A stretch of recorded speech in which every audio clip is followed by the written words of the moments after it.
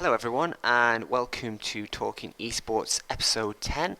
I'm your host, as always, Contact Zero, and my guest this week is Tyron Davidson, aka DandyChap, and also known as the Fiddle One Trick. How are you tonight, Dandy? I'm very good, Marek. How are you? Yeah, I'm pretty good, mate. So, I'd like to start off pretty much nice and easy and just give everyone a little bit of a background on yourself. So, how did you actually get into League of Legends? Uh, I got into League the start of around season 3, and I knew about the game for about a year, or even more possibly, before I started playing. And every time people would tell me about it and be like, "Oh, you should play League of Legends. You know, it's really fun at the moment. Oh, but, like everyone's playing it." And I kept looking at it, and I'd just type it in on Google. I'd look at all screenshots, and you used to get all those browser like flash tower defense games, right? Yeah, yeah. Where you like build the towers and you get the waves come through and you got to get them and you get gold and you make more towers. I thought it was like that, but online. As in, I thought everyone had to work together and just build towers to get the minions to get gold and make more towers. So I just thought it was like online tower defense, which it is, but not that kind. So every time people show me it, I was like, oh, I'm not interested in that crap. Have no interest in it. And funnily enough, the only reason I ever started playing was there was this girl I really liked, and she loved League of Legends. And she kept saying to me, oh, please play League with me. And I was like, oh, all right, fine. So because of that, I was like, right, okay, fine, I'll give it a go. And so I started playing, and all I played was Olaf. And I just remember just playing Olaf, Olaf, Olaf. I didn't play anything else. I'm like a really conservative person. Like, if I start doing something, well, as you know, because I became a fiddle one trick with like thousands of games. But when I start playing something, I find it very difficult to start playing something else or doing something else differently. And so all I did was Olaf top every game. And then I remember, this is before, obviously, when I'm like level 15 or whatever, and I don't know Yeah. about all counters and all these kind of things. And I remember going up against this champion called Timo, and this Timo shredded me, and I was like, what the hell? This is crap. And this Timo was like solo carrying like this level 15 game, whatever, and I was like, that champion's OP, I need to get it. So now I bought Timo, and then I became a Timo one trick. And I got all the way to level 30 playing just Timo. Then I started playing ranked, playing only Timo. I got up to like gold 1, playing only Timo. AD attack speed Timo was all I played.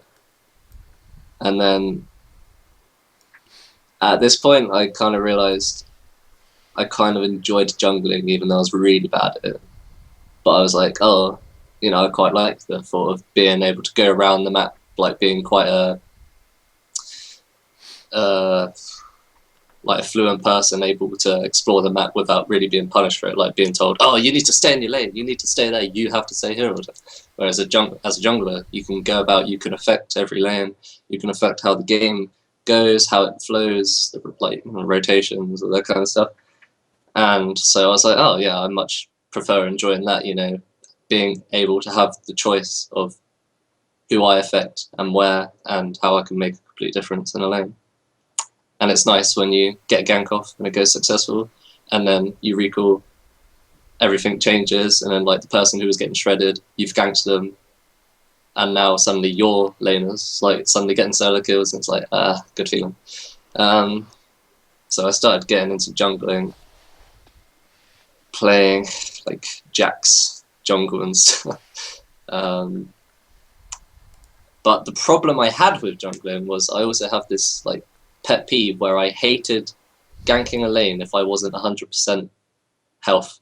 Like, I hated going into a lane, even if I was like 90% health, it just didn't feel right. I thought, oh no, I'm not 100% health, can't gank, so I'd never gank.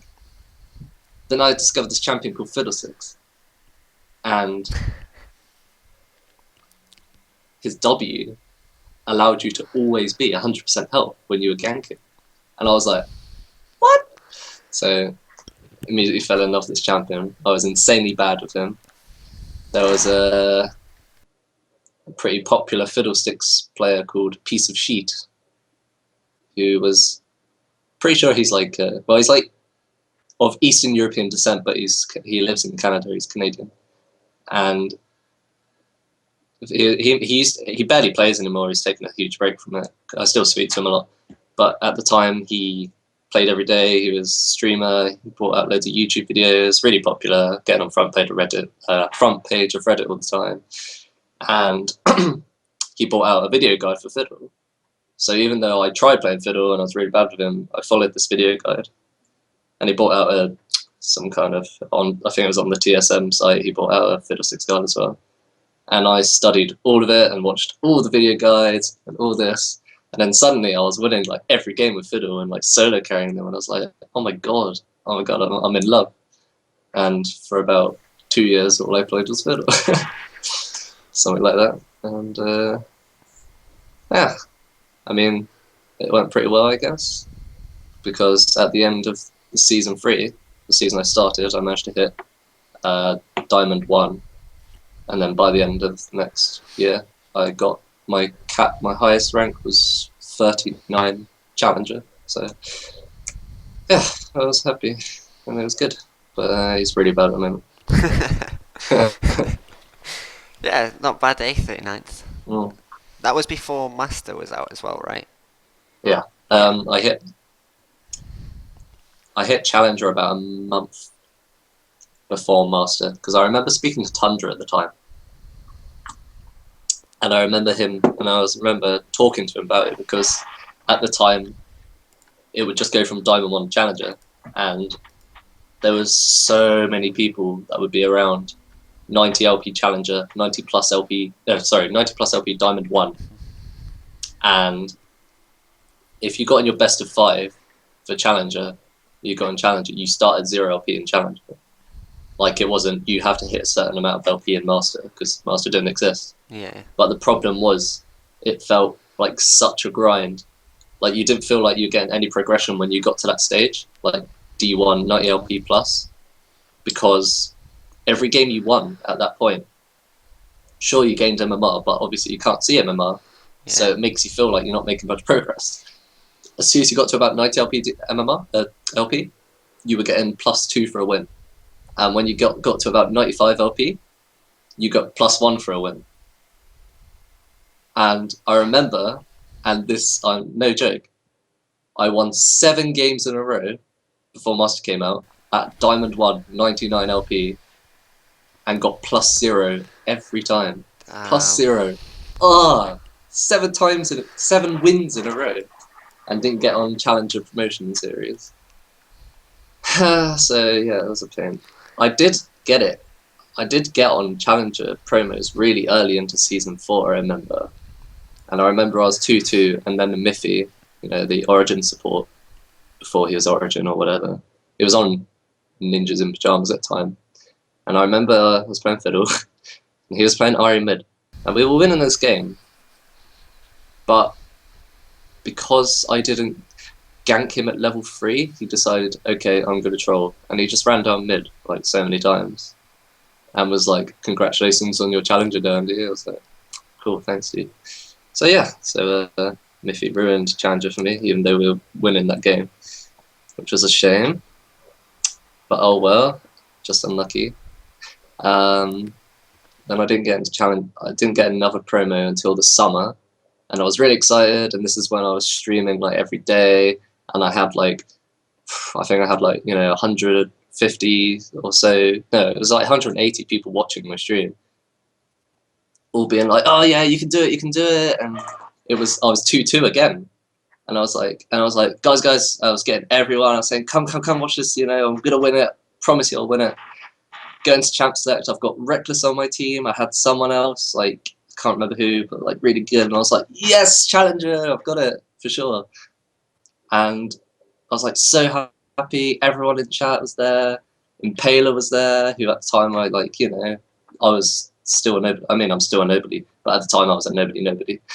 So it was like, oh my god, LCS players like in my chat saying good luck and all this stuff. And I was like, yeah, awesome. And so I go into game, I load in, and as soon as I spawn in, I DC. And I was like, what the fuck? I didn't DC off internet, but I DC'd from the game. And I tried to log in. The entire 30 minutes or so the game went on, I was trying to log in. Nothing happened. And so I lost. And I was really sad as well, because I look at the post-game lobby and Reckless, even though they're 4v5, Reckless was still like 7-0-5 or something on Corkmore. And I was like, oh my god, it would have been such an easy game. Like, we would have won so easily. And in post-game lobby, the enemy jungler, it's like, his name was like Zaya Q or something. I can't remember, it's something like that. But I remember him just saying he linked my stream in the post-game lobby when I had never given it to him, and started saying, "Grats on Challenger Dandy," smiley face, smiley, like spamming smiley faces. That's weird. And I feel like he had something to do with it. Like, obviously I can't prove it, but the fact he like, I don't know. Yeah, I feel like something had happened, and I was really, I was just like I knew he'd done something. Obviously, I can't prove it though, but I was furious, obviously. But I remember about a month before Master came out, and I remember saying, "Oh, I really want to check," and I remember Tundra saying to me, "Well, you can't get Challenger, but you can get Master," and that because I remember him telling me like, "Oh, you know, this is the Master thing," and he showed me it. Because at the time, before Master came out, they gave it to like only D1 players and sent an email to all. Wait, sorry, hold on, I think I've messed up my. Say something. Hello? Give me a sec. I've totally messed up my... See, my headset has a huge problem, and it does not like to work. Alright, hello? Marek? Hello? Crap.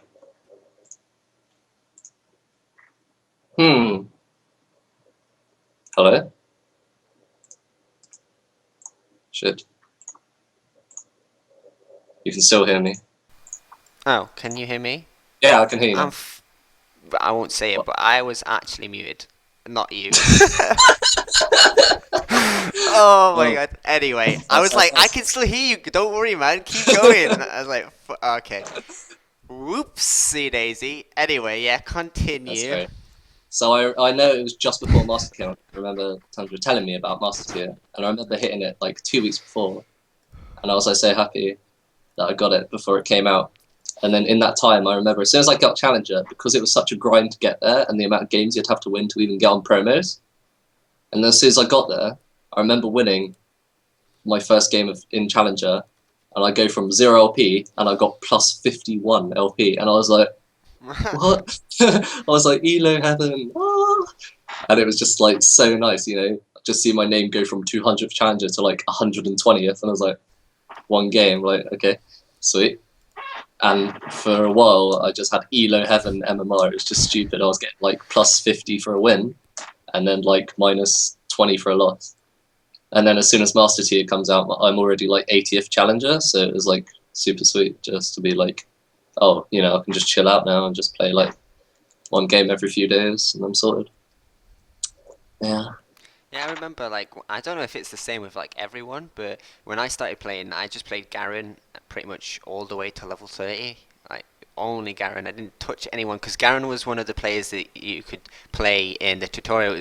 It was Ashe, obviously, first, then it was Ashe, Garen, or Ryze. So I was like, oh, this guy looks like a tank. I like playing these kind of, like, tanky guys. So I picked Garen, and I was like, oh, I'm just going to play Garen all the way to level 30. And then when I got to level 30, I found Singed.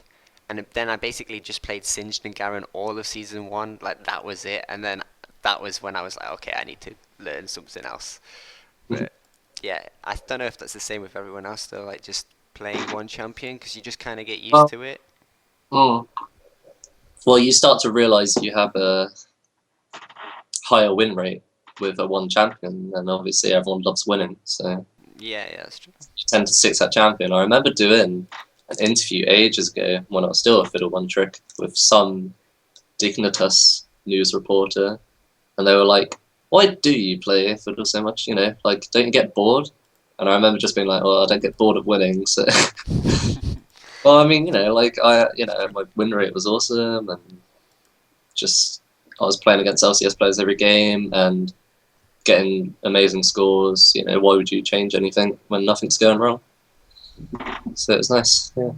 So did you actually like before League? Did you play any other games that like that's like kind of led you into it the second time like round rather than it just being like eventually you obviously you said first of all you thought it looked like tower defense and then you actually joined because there was a girl that you liked, but was there anything else that actually drawn you to it because of previous games that you played before?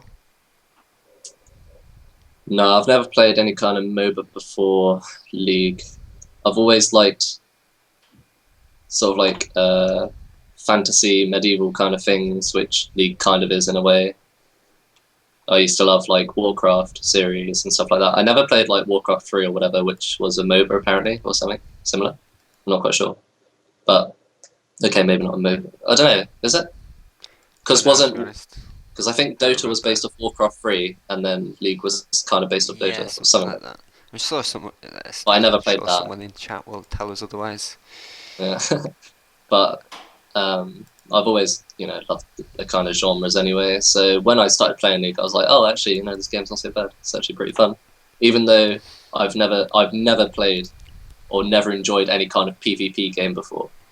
Like when I used to play like World of Warcraft all the time, I hated PvP because I was crap at it, really bad. I'd go into like some, like, did you ever play Warcraft? No. I didn't. Okay. Well, that you'd get all like different battlegrounds and stuff, and you'd get like 15 versus 15, and you run and you capture flags or do this. It was different on every map.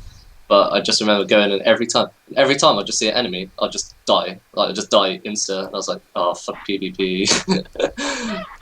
I was just awful at it, and I didn't have any interest to learn it. I just liked playing PvE stuff really. So also that's another thing I think. Like I found out League of Legends was PvP, and I was like, I'm so bad at PvP and CBA. Just dying all the time and having people just be like, oh yeah, I'm so good, I'm better than you, that kind of stuff. But yeah, eventually I started playing it, and the more you play League, the more you can't stop playing League. Yeah. So I've hated this game for a long time. But well, this season is like different for me. Like I think I've played maybe like 40 games in 4 months or something. When I probably could have done that in like a week casual. before. Yeah, I am pretty casual. It feels bad, man. Like feels bad. I want to get into it, but I can't. I just can't get into it. I don't know if it's just I don't enjoy like the solo queue experience now, or what it is about it. I just don't enjoy it. Like I'm getting into Rocket League now. I'm getting into Counter Strike. Like all the games. Well, I've never been able to get into Counter. They I'm take my so time bad now. at Counter Strike. Ooh, can't do Counter Strike at all. What really frustrates me with Counter Strike is you can't aim down your sights, and that bothers me so much. When I'm so used to playing all the Call of Duty games when I was younger, and it's just always trying to aim down your sights and you can't. Rocket League's fun now. I like playing Rocket League. I think Rocket League will be pretty huge. I think for sure because they've got like a lot of stuff planned, don't they, as well this year? Yeah, they've got the championship. They're trying series. to make it into an esports thing, and it will be an esports thing. Yeah, I think so, definitely. The finals at iSeries, I think I talked about last episode. It was like 4K viewers online or something, and there's probably about 200-ish watching it there on stage. Had like 100. Yeah, exactly. It's really strange, but it is just really fun to play, and watch. Like it's just 5 minutes. You don't have to commit a lot. Time. League, you have to sit around waiting for the game to start. Then you have to actually like go into the game and just maybe waste like 40 minutes of your time just to lose. Personally, I don't like watching League at all. Like people always say, "Oh, you're watching LCS, or you're watching this," and I don't have an interest at all, really. I only watch like VODs if like I want to learn. Say like, oh, someone's played this champion in LCS. I want to see how they play it so I can learn off it. But overall, I don't like watching League as a fun thing, like as to chill out and relax and be like, yeah, I'm going to watch some League of Legends. Like, because like just the way the game is, like, and how it's always about the like most efficient tactics available, the meta. I never knew that stood for meta, by the way, until like a month ago, and I was like, oh my god, that's so cool. But it's just like how there's always the lane swap, so there's always this, and in a lot of games, people fight a lot less, and a lot less seems to happen compared to older League games. And not because, and even though, yeah, it might be the most efficient tactic, and it is the best way to play League, for viewers, it's not so interesting, you don't really get the team fights anymore.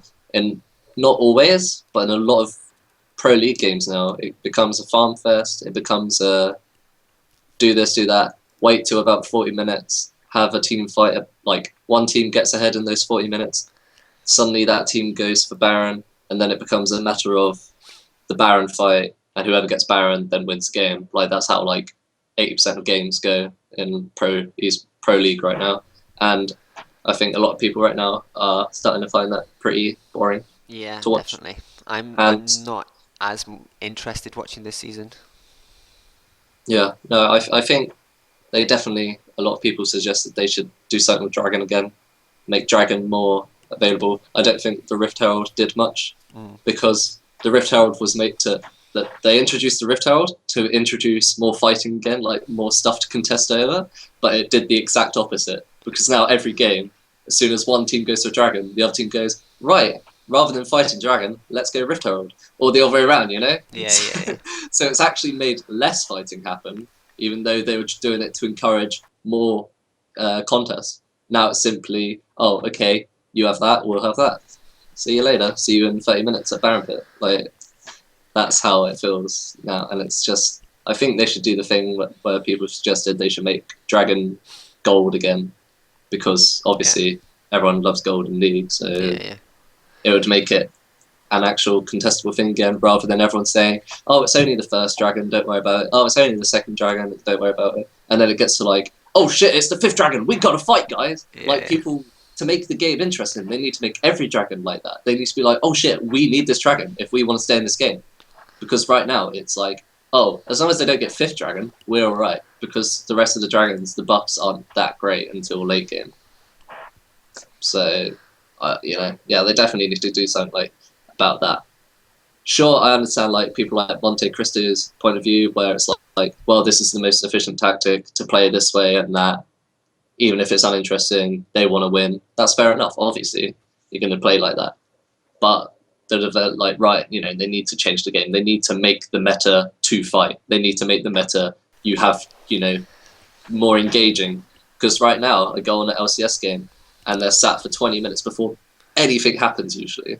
Before anything happens, and they're just sat there like, because of the lane. So just talking about random crap, blah blah blah blah blah. 20 minutes later, oh, we gotta fight. Oh, and then they break around. 20 minutes later, a Baron fight. Oh, they've won. Like, that's what it feels like, and it's boring to me. It's not completely boring for me, because I like the tactical aspect of seeing like how they actually go about, because there is like a degree of elegance to how people play at like lane swaps. But I did prefer season 2 maybe, where it was just fight. No one, basically it's just because no one knew how to play the game, so they just fought all the time. It was great. But I like when it was the ESL playoffs this weekend.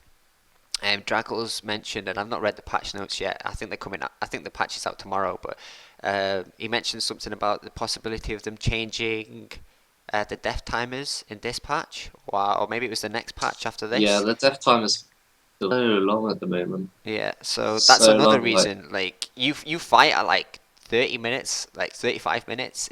Even if you're ahead and you die, like 3 people die, like that's it. You just lost. Maybe the game or like a lot. I prefer that, to be honest, though, because I feel like it gives the losing team motivation to stay in the game. Because if a losing team manages to pull off a winning fight against a team that has more gold, then they deserve that time to get back in the game. However, earlier game, I think, the timers are way too long. Like, also, you know how you get the home guards buff at 20 now? If a team manages to snowball a lead before 20, it takes so long to get back to lane. Like, say you die at 15 minutes. Like, 15 to 20 minutes, that's like the really bad time. Yeah, yeah. Because that's when your timers are pretty long, but you don't get any kind of home guards buff, so it takes you even longer to get back to base. So it's essentially like adding another 10 seconds to your death timer, essentially. And, you know, like even yesterday, I remember playing like a solo queue game, and I ganked bot lane at about 18 minutes. I ganked their outer turret, we dive them, successful. We take that tower, which was already on like half HP, and we take that one. And for the amount of time they're dead, we were able to take the inner turret as well. And even though obviously, you know, it was my team, I was like, oh, good. But it just felt like we got a lot for something that didn't take too much effort, you know? Like, oh, we've dived them, suddenly we've taken about, like, you know, we got so much gold for everyone on our team, and that's just buffed up every other person in our team. And it just felt, simply because I made one gank bot, and it just felt really unfair in a way. I feel like you should get a tower off that, but not two towers. Like, the fact that we were able to get two towers before they even got back to that inner tower, I found that I was like, that's kind of dodgy. You know, it just didn't feel right. I feel like they either need to make the death timers early, slightly shorter, or they need to change the home guards thing, maybe make it 15 minutes or something. Because right now, if you mess up big time before 20, it's worse than messing up after 20, because you get the home guards thing and you're actually faster to get back to lane. Yeah, okay. I guess that makes sense. Like, I'm sure there's like probably a ton of things that really need to be done for them to fix the game. Not that I'm saying that it's a piece of garbage, but like to make it more enjoyable to watch. Like again, if you look at Counter Strike, the MLG Columbus series, or I forgot, my mind's gone blank now. I forgot the actual major. That's it. The major that they had this weekend, it was like 1 million people were watching it on GoTV, and then like 500k were watching it on Twitch. Yeah. Which I don't think we reach those numbers anymore. I No. say we as if like we are League of Legends, but like the League of Legends folk, like we don't actually reach those numbers anymore. I don't think. Like I didn't. Well, no, it's mainly because I wasn't available, but I didn't watch the finals for League of Legends, or not the finals, but the quarters, were they? Last weekend for the spring playoffs for just the like actual riots. I think it was just the quarters, wasn't it? Yeah, it's just the quarters. Yeah. So like, yeah, I didn't even watch that, but I imagine they didn't get that many views. Probably like 400k, 500k or something. So there's definitely there seems to be like a downward trend for League of Legends. It's very small, I think, but it is going down. And I'm not sure why that is, but me and Munch were talking about this, and we couldn't really figure it out, because we were thinking even in the UK, compared to like last spring, the numbers for League of Legends at iSeries has gone down, and we were like, very confused as to why that was the case when there's obviously more money in the scene. Like, yes, there's no Epic LAN anymore, but the numbers for that were already low anyway. Yeah. So. Yeah, I mean, like, what, I 57, I think there was like 16 teams entered. Mm-hmm, yeah. And in League, I remember even at I-54, which I went to with Infused, there was at least 40. I mean, a lot of them were just kind of casual players, but at least it was teams, you know? Yeah. You know, so there was actually like 8 groups or something, and this time there's only 4 groups, and you play best of ones on each, and it was like, because I remember the groups before when I was with Infused, it was groups of 8 or groups of 7, something like that. So you played like 6 best of ones. You know, definitely felt like more of a group thingy rather than just playing 3 games. So it's like, I mentioned it, but I'll mention it again anyway. This time there seemed to be more like, I don't want to say pro teams, but like organizations taking teams this LAN. There was like, I don't know, probably like 12 or 13, and then there was like 2, 3, 4 casual Yeah. teams. Whereas before there would have been It was like always the other way around. five. It was like 5, 6 maybe was like the actual organization teams. It was like Infused, Choke, FM. FM. Uh, That was it, really. that's pretty much it. And then Those there's a three couple. were the big Yeah, three. those three would go to every single one, and then you'd see a couple of others go there, and then you'd have like Perilous Rift. yeah, but they stopped for like maybe 3 lands or something. I think I don't think they were at 54. I can't remember. I feel Yeah, like they they were. were. Were they? I-54, I remember them being there. Okay. Yeah, so like you'd have, but I don't know if they were both there, both Rift and Void. But yeah, you'd have those, and then just a couple others like Refuse would come sometimes. Obviously, some European teams would come like UPro and FTW, and then you'd have like 30 or maybe 20 to 30 amateur teams. Where the hell have they all gone? I don't know Yeah. if they've gone to other esports. Bring back Lemonade eSports, Bring back man. Lemonade esports. I-54 was our last tournament, I think. I think, yeah, I mean, well, I think everyone kind of just has gotten to the point where it's like, oh, well, before we actually had a chance, because there was only 3 or so big teams, big orgs, maybe we have a chance, you know? So there was some motivation. Like, a lot of people would be like, oh, well, it's highly likely we're not going to win and beat these challengers or whatever. But there's a lot of other unorganized teams. We have a chance. We can get like 4th to 8th. We can make some money anyway, so why not? So, you know, there would actually be competition. Now, what they've done is by, especially the whole ESL thing, which I think has been really badly handled, because they've done it all, so it's like, okay, every team can have 2 EU imports, blah, blah, blah, blah, blah. Okay, fine, you know, sure, like, I guess, fine. Sure, it adds competition, but the problem is, I really don't think they should offer a challenger series thing and all that, because I think if you really want to go to challenger series, you would be actively seeking a challenger series team anyway. If you were serious, you would be in challenger solo queue somewhere. You would start to when you're in challenger solo queue, you start talking to everyone. Everyone starts to get to know you, and if someone's impressed by you, someone will message you saying, hey, you interested in playing trialing with this challenger team, or hopefully challenger team, blah, blah, blah, blah. If you are serious about that, that's your way into challenger series. I don't think they should offer the whole challenger series thing to things like ESL UK tournaments, simply because even though they said it would make the scene more competitive, it has, in a sense, that you've created a few very good teams, but at the same time, everyone else has scared off, because now it's like, oh look, the scene now has some very good teams. So everyone's like, well, now we've got no chance at all. Like, so, you know, I think it deters a lot of people from even attempting to bother getting a team together. You watch people like Renegade, like you watch like Banditos play, and everyone thinks, oh shit, you know, these are some tough cookies. They're all challenger. They've got people who are like ex-LCS or whatever, or played in LCS, and they're all like challenger series material at least. And everyone thinks, right, no chance. And like a lot of the casters have said as well, you get the top teams, and then everyone else is like, yeah. And there's very little motivation for a lot of people to bother, knowing the amount of effort and the amount of dedication you'd have to put to even come close to contesting these teams. Look at Manolite.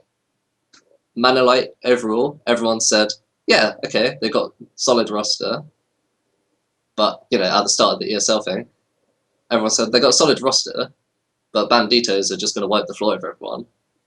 And then Manolite have, you know, were scrimming like every day. They were putting in amazing amounts of effort. I mean, obviously, I had nothing to do with Manolite. I can't tell you how much effort they were putting in or how much they were doing. But from what I could tell, Manolite were putting in a lot of effort, you know, and their backing was very good. And it seems like their coach and their manager, I thought Frozen Dawn and Rob Allen, it seemed to me like they were putting in a lot of effort to help this team out in any way possible. And you could tell that because they were becoming a bloody good team. To the point now, people were saying, hold on, they're on par with Banditos. In fact, they might even beat Banditos, you know? People were actually thinking, holy shit, Manlight might actually win the ESL Premiership. But that's a team that had been putting nothing but 100% dedication, even at LAN, right? I can't remember who, but I'm pretty sure someone told me that Frozen Dawn and Rob Allen had pretty much prohibited them from drinking the weekend or going out and doing whatever, you know, because they were like, no, you're staying at LAN, you're going to play scrims at LAN, blah, blah, blah, blah, blah, which is good. And, you know, it goes to show you the dedication they had and the you know, like the determination to win. And it paid off. Like, you know, you could tell how much of a team they were, that they're actually taking games against Banditos now. But my point is that they've put in this much effort to get on par with Banditos. Now think about any other team that might not have that backing, that might not have those kind of players in the first place, that have that determination or even manage to be challenger anyway, because they're all challenger level players. So they're challenger level players who have had to put in this much effort to get on par with this, like, you know, with Banditos. To a lot of people, that's not possible. A lot of people don't have the time to put in that much effort. They don't have the time to get up to.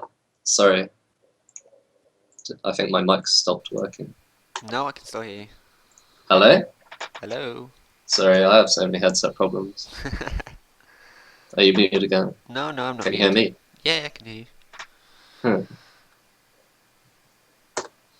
I'm definitely not muted this time. Can use.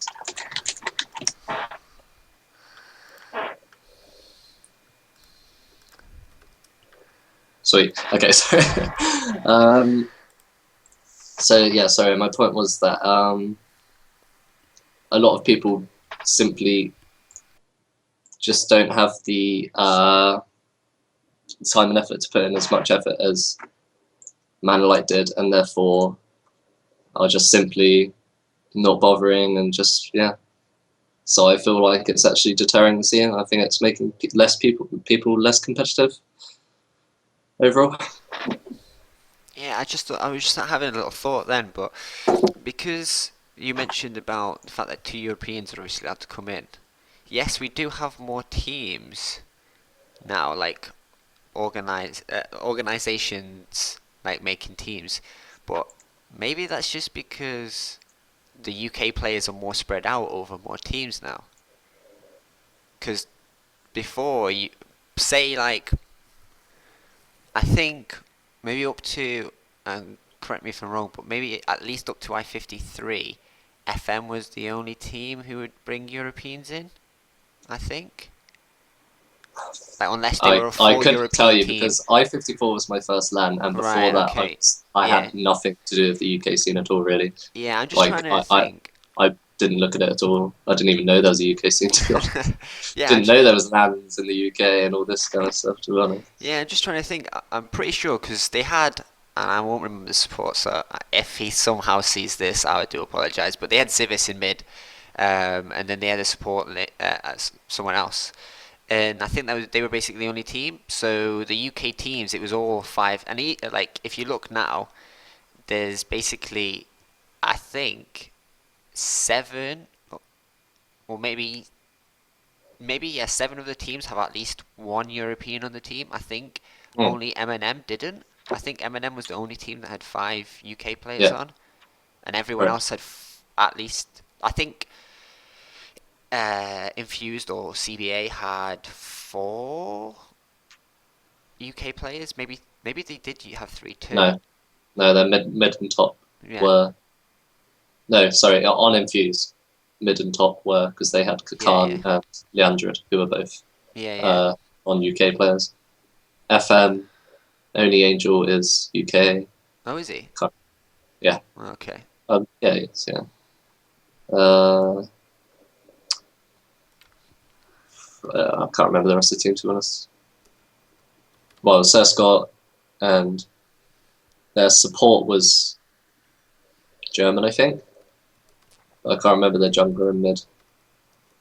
But I know they got Ramil in mid when we were going to play them, and then Scott had a technical problem, so we couldn't play. Was I that can't was that your remember. like revenge from the Challenger series? Like you were like, someone's done it to me, I'm gonna do it to them. I would never do that to Scott. Scott's a nice. That was unfortunate because we hadn't played Yeah, in I ages. We wouldn't. hadn't played an ESL game in ages, so we all want. Even though it was a free win for us, we were all like, "Oh, for God's sake, we really wanted to play the game." We were like pretty hyped for it, and then we're like, "Oh, we can't play now." Whatever, GG. Because I think like the entire Scott's entire city, just like all the power went out, which Yeah, was at least this GG. street definitely did, and then it came up like 15 minutes after the DQ, which is like so Yeah. unlucky, man. To be honest, we would. I think we would have been alright just playing it after that time, but because Yeah, obviously they need to stick to ESL things, yeah, so admin's just like, nah, it's fine, it's DQ. yeah. It's So, unfortunate because obviously, like, I'm pretty sure you would have because won.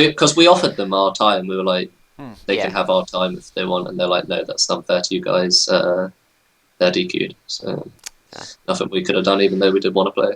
yeah, yeah. Because obviously we wanted you to play. Because if you had lost that game, that would have put us in a good situation. But just unlucky, man. Pretty unlucky that can't Yeah, lose. The enemy team unlucky. DQs.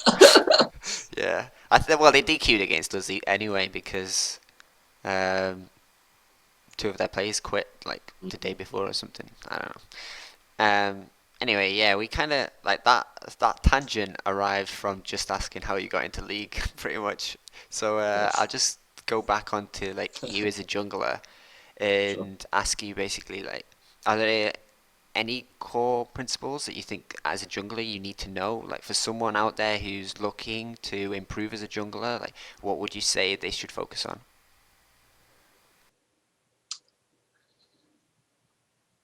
Pink wards, which I tell everyone because no one buys pink wards, and they're so important.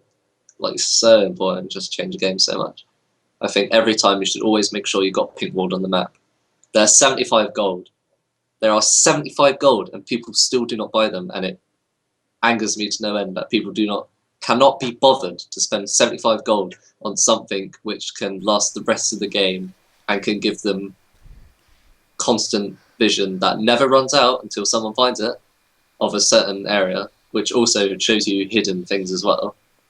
So There's like, two things that are like absurd about that though, because one, pink wards are cheaper this season, and two, you have the potion that makes it so you don't have to buy potions anymore, so you save gold anyway. So like you have yeah, even more gold to play with. So why aren't people buying pink wards? yeah, definitely. And I mean, obviously that's for every lane. To be honest, it's not just a jungler thing. Yeah, yeah. For more jungler specific, but even though I still think that's the biggest thing that you can tell someone is buy some bloody pink. Seriously, they are so important, and they can single-handedly win you so many games, you know. Especially if you get a deep pink that the enemy doesn't notice forever, and then you Yeah, yeah. always know where the enemy jungler is, I love because they're either there or they're not there. You I know, love the like one by red, like not next to the red bush, but like just behind opposite. it. Yeah, Yeah, just yeah, right on the corner, so you just see them it's a constantly sweet passing spot. through. Oh, it's so good, especially if for some reason they don't check it and it's just like 15 minutes of like I've free actually vision. got more into the habit of planting it in the bush next to red because everyone now checks that bush that we were Yeah, talking about. Like, obviously, that was always the best one, but everyone knows now that people checks. start Yeah, planting yeah. there. So now you tend to put it in the one right by the red bush, red buff, because people don't check that bush, it seems. Um, but also, jungle specific things, map awareness is very crucial, and also knowing enemy ward times and stuff. So say enemy top laner and you see them, they're fighting in mid, you know, on the mini map, and then suddenly you see them walk down to river, and then suddenly 5 seconds later, oh, they've popped up again. It's pretty obvious they've warded, right? They're not going to go there for any other reason. Like, they're not just going to pop down, say hi to Crab, and run off back. Like, it's obvious they're putting a ward there. As soon as you see them disappear, you know, you got time stuff like, okay, 3 minutes, right? Think about it like, you can either type down if you want to, or think about in your head, right, around approximately this time, that person's ward is going to expire. And that's called the sweet time. Like, that's the sweet time for ganking, because if it's just after 3 minutes and their ward's just expired, a lot of laners will still be fighting, or they'll still be busy. And because they've put that ward down still recently, even if it was 3 minutes ago, 3 minutes goes by really quickly.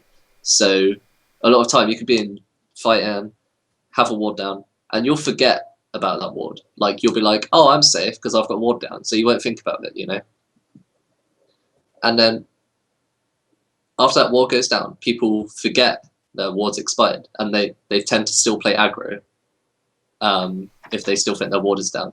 So for that like next minute after that ward has expired is like this kind of sweet time to gank someone, because they tend to still be playing aggro, thinking they've still got their ward down, but they don't, and then they don't see you coming. So that's a good tip I can give to people, I think. Also, it's very important to try and avoid enemy vision as much as possible while putting your own down. Like, if you know someone's warded, don't go there. Even if you have to waste 20 seconds to run around the long way, it's better to waste that time than be seen.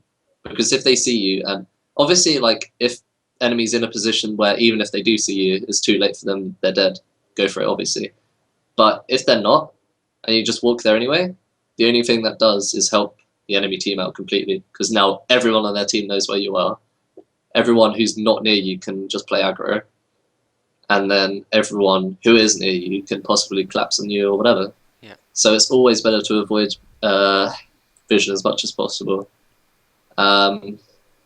Like this, I mean, it's funny, but I've always I did not take my name off him, but it just so happens he has the same name as me, the Korean jungler Dandy, who I love watching.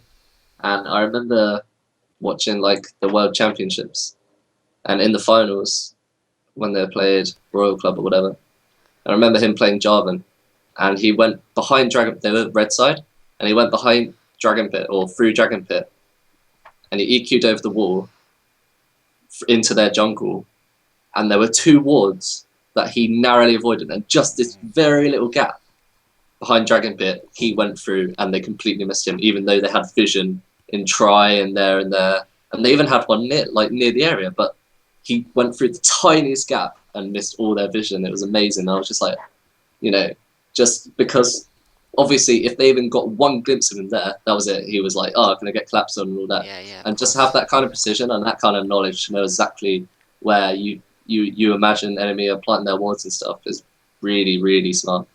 And if they don't know where you are, people get scared of you. It's about a mixture of showing presence and making enemy laners fear your presence and fear your ganks, but at the same time never being seen, so they play safer, or they obviously the more worried you are about enemy jungler, the more it is good, the better it is for you. So yeah, vision is the biggest thing, really. Avoiding vision, but buying pinks so many times, cannot stay enough. Buy pinks, they are 75 gold. Oh my god. I think that's going to be the caption just for the show. I think I'm just going to put, DandyChap, buy your fucking pinks.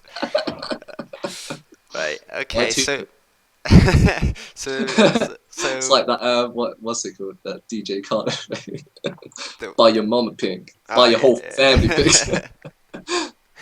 So yeah, just moving on from there then, I guess, like, what do you think of the state of the jungle at the moment?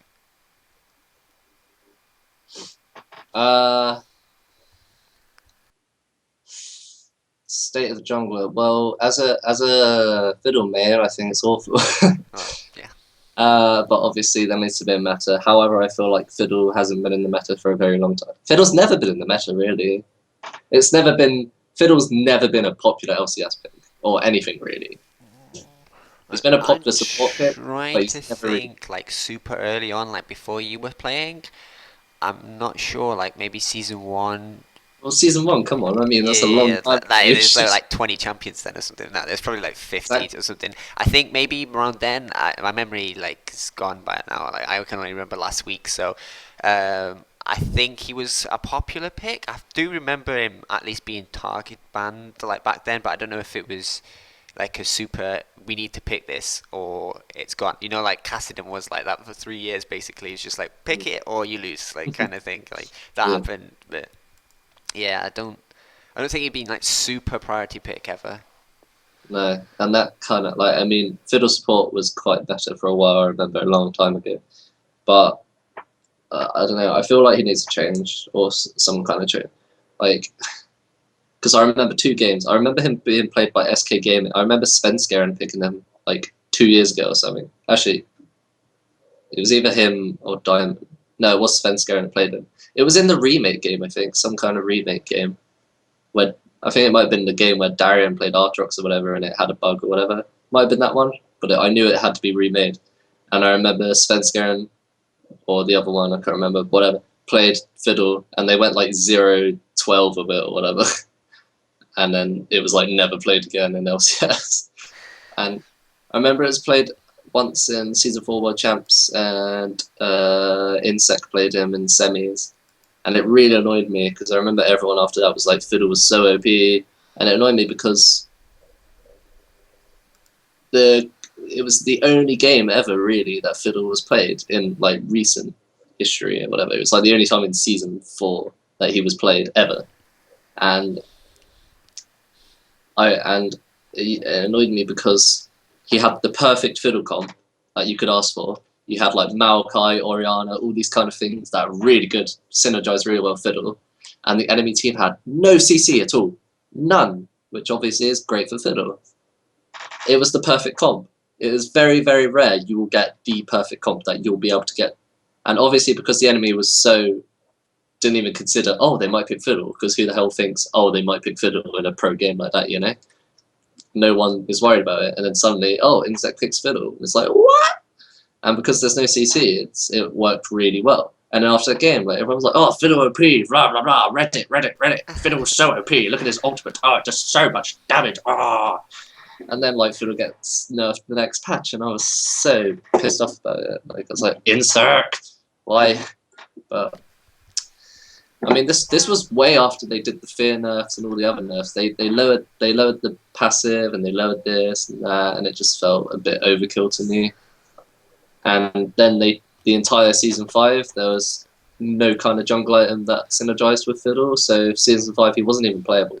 I mean, he was playable, but at a say ranked. Yeah, but then he didn't have a jungle item to pick either, did he? Yeah, So it was stupid. It was so dumb, and like. It just made you think, wow, you know, that's a bit bullshit. Because they had made Magus at the start of season 5, which was all right, and then they just removed it and thought, okay, guys, here you go, have a Sheen, fuck Fiddle. That was it. They literally were like, right, well, sorry, Fiddle players, but we're gonna have this item.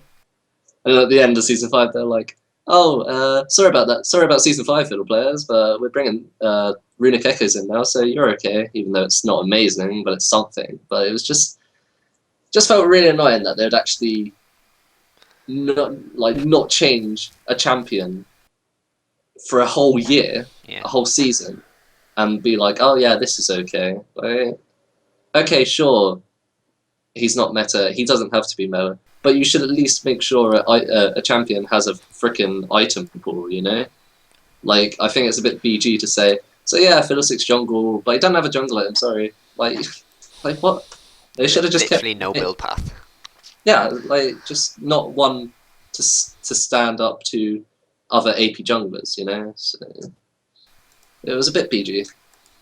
Not saying you couldn't play him, Yeah, but it's a bit bullcrap that you couldn't finish your item simply because it didn't synergize in any way and there wasn't any kind of alternative, you know. To the point where people were starting to play like Cinderhulk Fiddle or something. It's just done. You know? But that was Yeah, okay.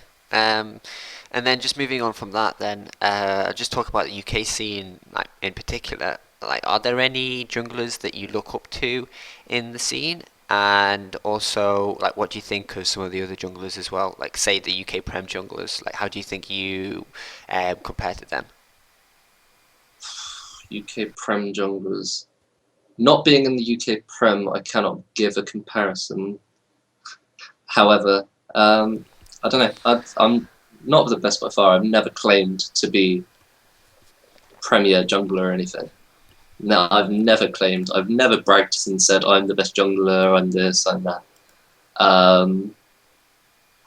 I'd actually say I'm in the bottom half. However, I feel like I have good knowledge, and I think I have good shot calling if I'm in the right zone, if I'm given the right opportunities for it. And I think my game knowledge is pretty decent. I don't think my mechanics are as good as a lot of other junglers, but I think knowing a lot of situations, I think one of my strengths would be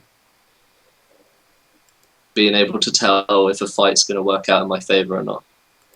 So I feel like I can tell if something's going to go pretty well or not at all. So I think that's one of my biggest strengths. I mean, there are a lot of good junglers now in UK, so by far I'm nowhere near top, I don't think. But I don't think at the same time I'm awful. I think this season, this was my ESL UK debut. Sorry.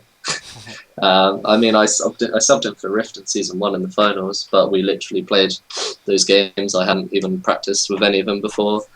And that was with Keys, like Keys subbed in as well. We were just told, come along, we're not going to win, free money. Okay, sure. So yeah, that's cool, but I don't really count that as a debut because I literally just showed up and we played. Like, you know, we had never even played a game before that together. So there wasn't any kind of preparation or scrims or any kind of knowing how everyone each other played. So I count this season 3 ESL UK Prem as my debut. I don't think it went particularly well. Obviously, I have a lot of things to talk about it. Overall, for my own performance though, I don't think I played amazingly, yet at the same time, I don't think I played enough to show what I can do. I mean, I missed 2 weeks because I was on holiday, and then I think we had like 2 other games where it was like DQs or whatever, so I didn't even get to play that much. Yeah. So literally all I played was Gragas and a Rek'Sai game, and all of these picks were just what I was told to pick. I felt like I didn't have much of a say in what I was going to pick. And the only time I did really want to play Gragas was against the Manolite game, and everyone said, I remember saying, guys, all I've practiced this week is Gragas. Like, please let me play Gragas this match. I think it's really good. And I thought it would have been a solid pick into the comp as well. And I remember Joe Prism saying like, oh no, we have to pick Lucian. We have to deny Smiley Lucian, or, you know, who just 1v9 carry or whatever, blah, blah. And I was like, yeah, but Gragas is so good at the moment, and can't give it to Furion. Like, I know that's all he's been practicing as well this week. You know, it's really good. It fits really well into my comp. It's all I've been practicing right now. It will work really well, you know. And it was like, no, don't. Yeah, Furion, don't even play Gragas. Oh, you saw the scrim video. He has no clue how to play it. He's rubbish. He's not gonna pick it. He's just gonna pick Nilly or something, whatever. So I was like, oh, I really want to pick it, but didn't let me. So whatever, we pick Lucian or whatever, and then they install Gragas, and I was like, So then people were like, oh, just pick Rek'Sai, and I was like, I haven't played Rek'Sai. I had not played Rek'Sai in like 6 months or something, and I really didn't feel like playing Rek'Sai. And as soon as we got into the game, you know, on the fountain, literally everyone in the team just agreed our comp's really shit. Like we're all just like, guys, our comp's really shit. And we're all like, yeah, it's really bad.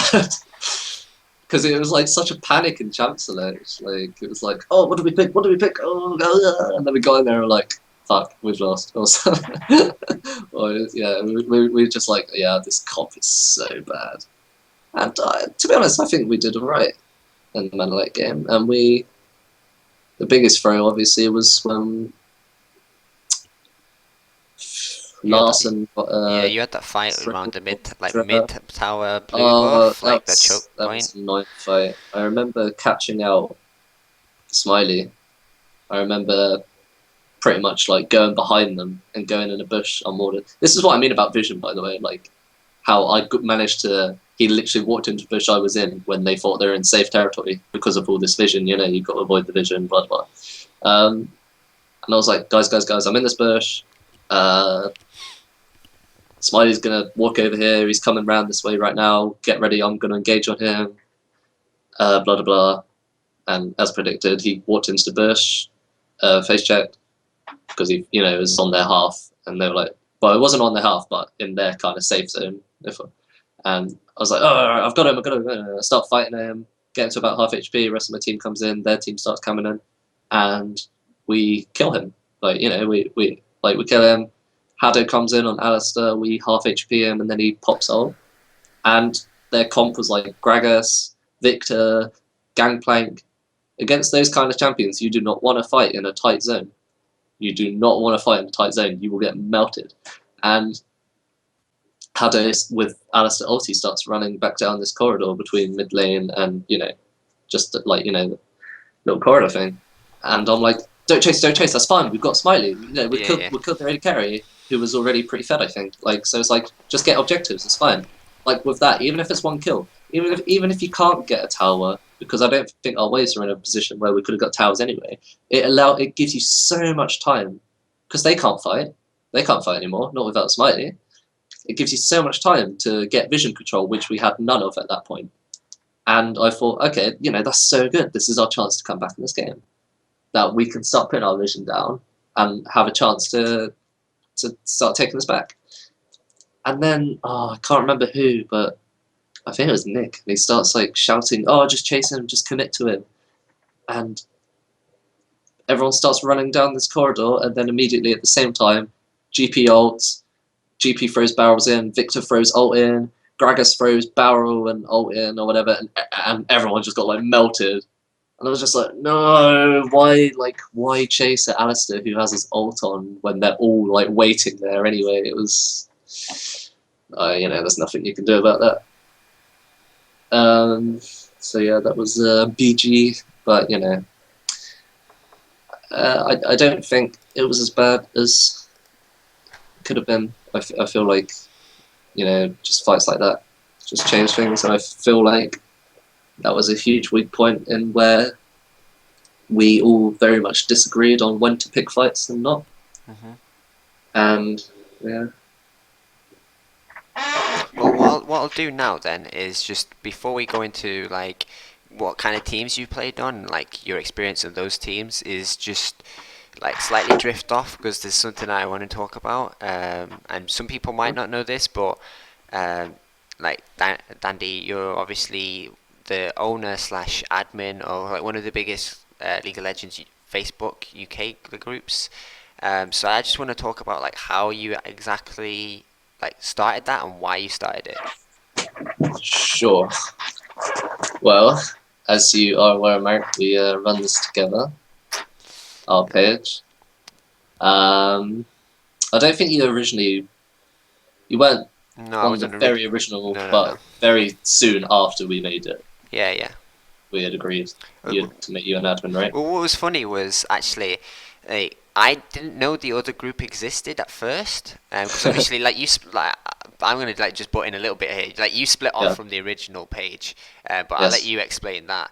But what happened was I saw this page and it was like maybe like 300 people in it. I was like, oh my god, there's a League of Legends UK group on there. It's like 300 people in it. That's so cool. And there's like 300 people like thinking this is amazing. And obviously now it has like 4,000 or something like crazy like that. But I just remember going, oh, it's cool. I've never seen this before. I don't know why it popped up. You know, you just like get suggestions Mm. sometimes. I don't even think I liked anything League of Legends on my Facebook. It just happened to pop up. Maybe some of my friends might have liked it or something, and then I just liked it, and then yeah, it just grew from there. And I think, like you said, shortly after I became an admin. But yeah, go on, Mm. continue. Right, I'll go from the very beginning and I'll explain. I'll get into way too much detail, but I'll explain the majority of things that happened and why it led to what it did. So there was originally just one page, which is the other bigger page, the League of Legends UK. So we'll just call that UK and we'll call our one bracket Yeah, UK. as everyone does this, yeah, yeah. So yeah, so the UK one was the main one. That was the one that only existed really, the main big one. Uh, which I was in, and I quite enjoyed it. I think I at the time I think I was quite what's the word? Quite well, not well, yeah, quite busy, quite active. Sorry, on the page, and I befriended Tom Villiers. Okay, says you know, who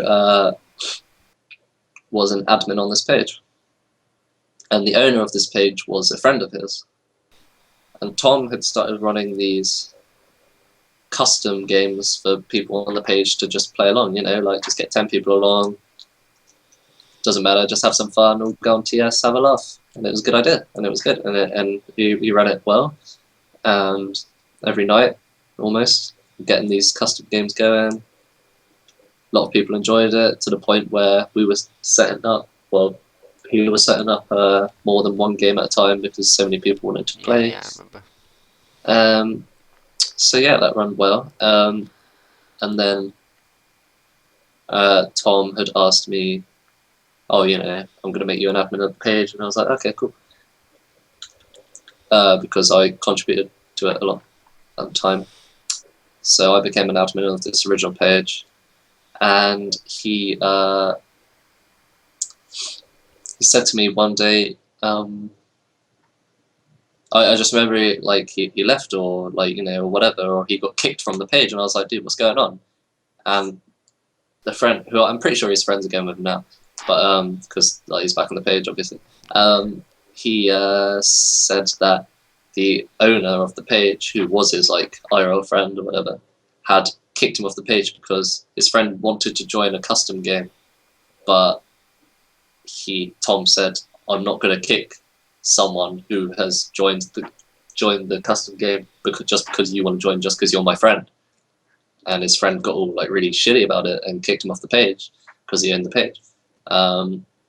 So after Tom told me that, I was like, yeah, that's pretty crap.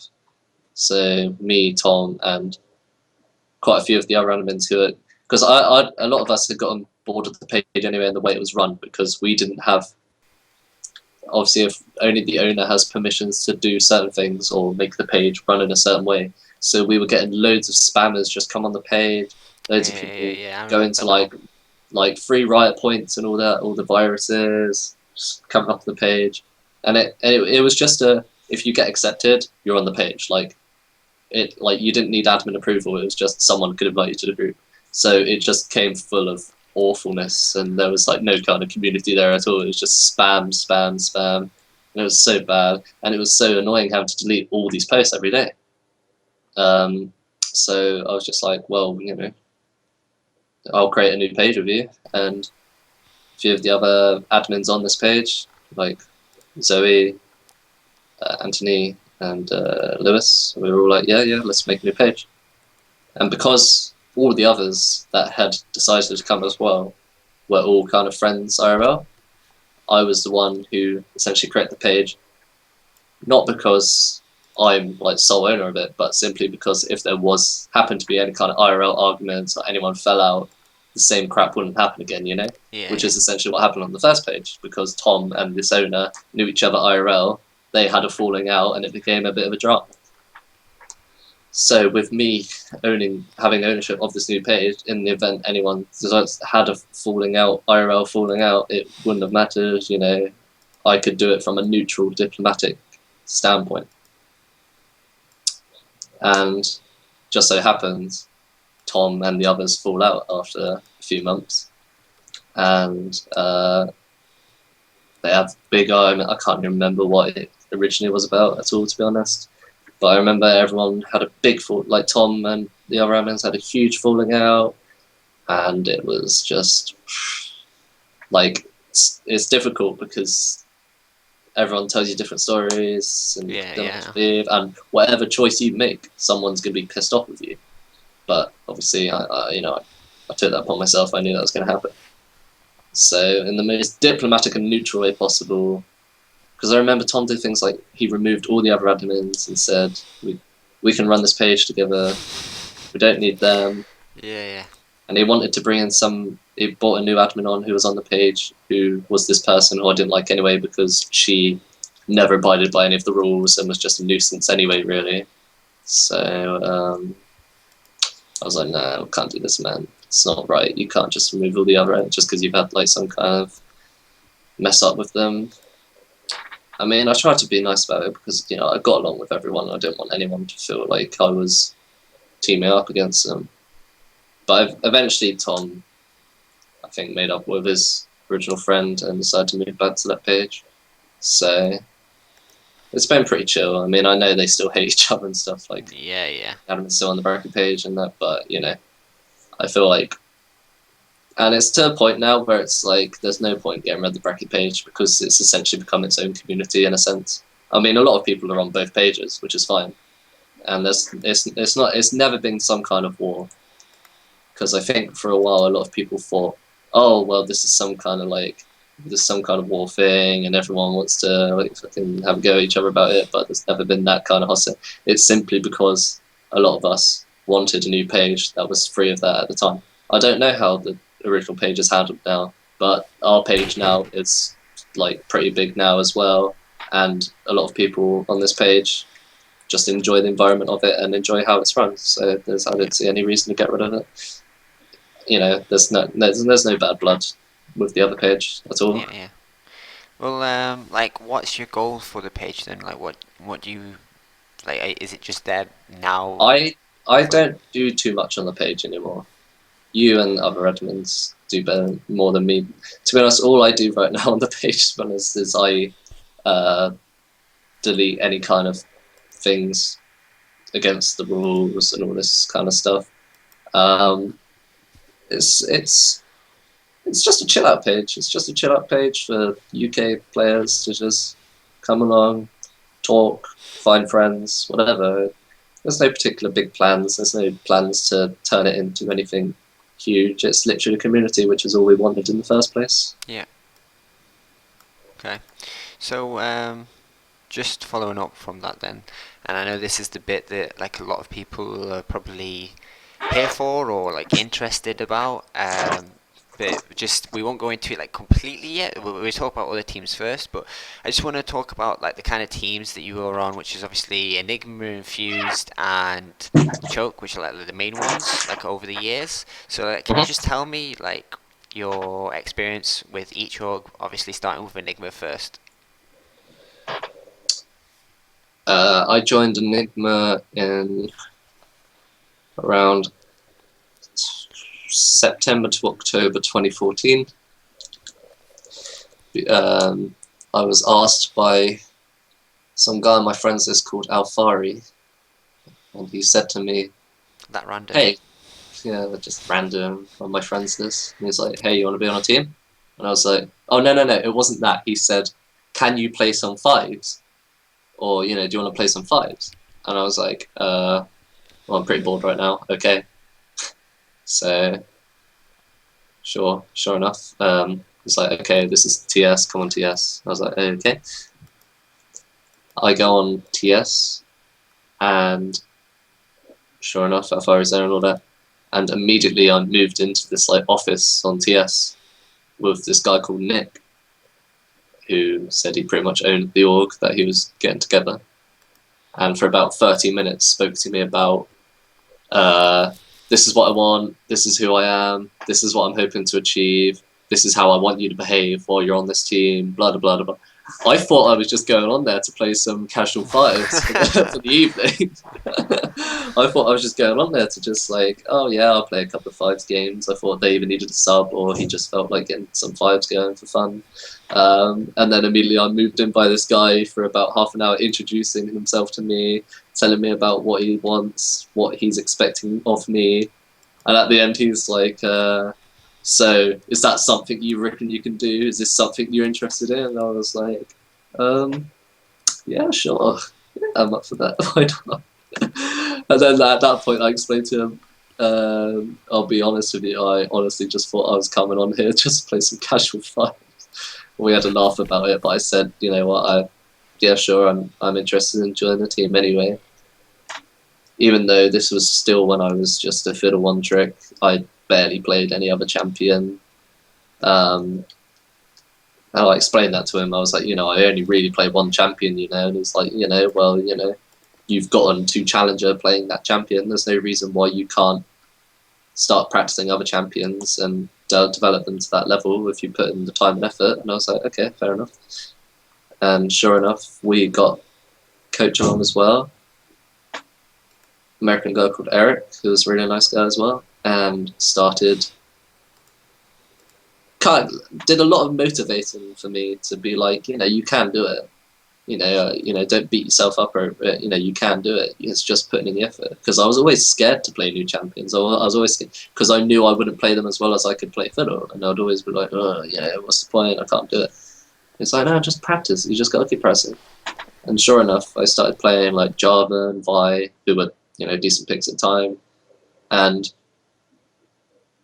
you know, we'd started playing fives, and eventually, suddenly, we were winning like fives games against people who at the time would say were decent teams, and I was like, hold on, I'm winning games, and I'm not playing fiddle, and I'm playing in like Challenger, and I'm like, oh my god, this is crazy, you know, like, and I'd have like decent scores as well, and I'd do certain things that would be like game changers or whatever, and I was like, oh my god, actually, you know, I can do this. Like, you know, if I do put in the time and effort, because at the time, we were playing a lot, loads, like, on Enigma, we were playing every day of the week, pretty much. We were playing from 5 p.m. till like 11 p.m. We were playing like 5-6 hours a day. Scrims or just fives ladder. Like, we were playing so much. But it paid off because we became, in my opinion, I thought we became pretty good. We weren't the best by any margin, but we did become a good team. Like, the amount of effort we put in, you know, we'd play games, we'd then spend like 40 minutes after a game talking about the game, going through the entire part of the game, every single part of the game, talking about this. Literally every part of the game, you know, we'd think about, study, all that. And you could see it was paying off, because then we got to the point we were scrimming like LCS teams, and more often than not we'd lose, but sometimes, you know, we did all right. And it was like, you know, damn, hold on, like, from me to go from, sure, I got Challenger, but I play fiddle, I'm nobody, I can't do anything, to that, to the point where we were putting in all this effort every single week. And then it felt so rewarding to get to the point, hold on, I'm now sat in a lobby with like frickin' Origin or Gambit or whatever, you know, getting ready for scrims. And it's like, for me, that's huge. Like, that was like so big to be able to like think, holy shit, we're scrimming LCS teams. Like it was so nice to feel like we had made an improvement, and I was able to play champions to you know, a level I didn't think I could, like, you know, to a sort of kind of challenge level. Um, unfortunately, we our AD carry Poilk left because he wanted to compete in some Nordic event or something. And about a week later, our support MCZ left. And after that, we could never really, like, because we were trying to trial AD carry and support at the same time, and it's really difficult, unless they come as a pre-package, which Poilk and MCZ did.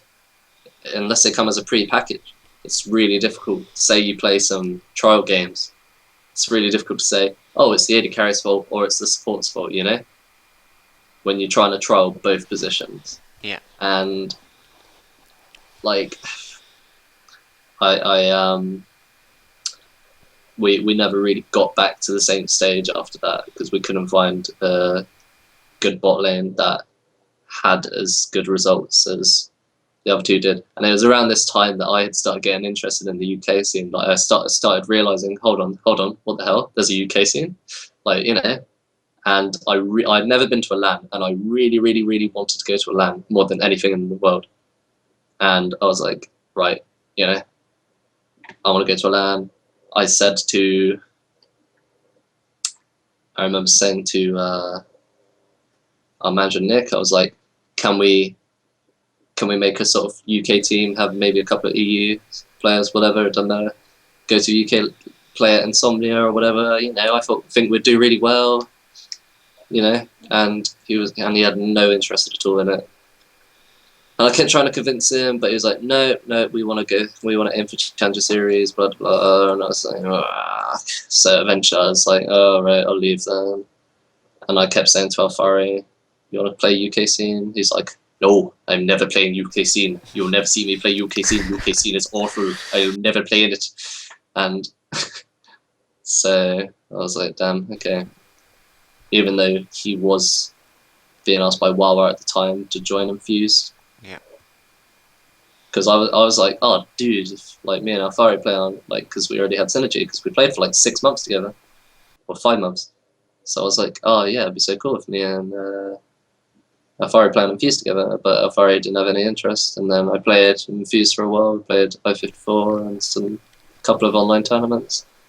And then I left, and then like a couple of months later, Alfari happens to join Infused, and I'm like, oh, what happened to never being interested in joining the UK team? And he was like, yeah, whatever. So he stayed on Enigma for a little while, but then Enigma was getting nowhere really, so we, team still goes on, but I don't even know what their roster is anymore.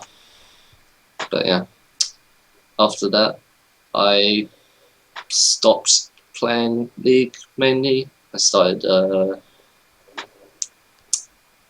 working full time for about 6 months or so, 6-7 months. Yeah, about 6 months. And I just barely played the game anymore, even though I still enjoyed playing it. I just didn't have as much time to play anymore. But then I realized, actually, I do want to play, some of it before I just get too old for it or completely lose interest in it.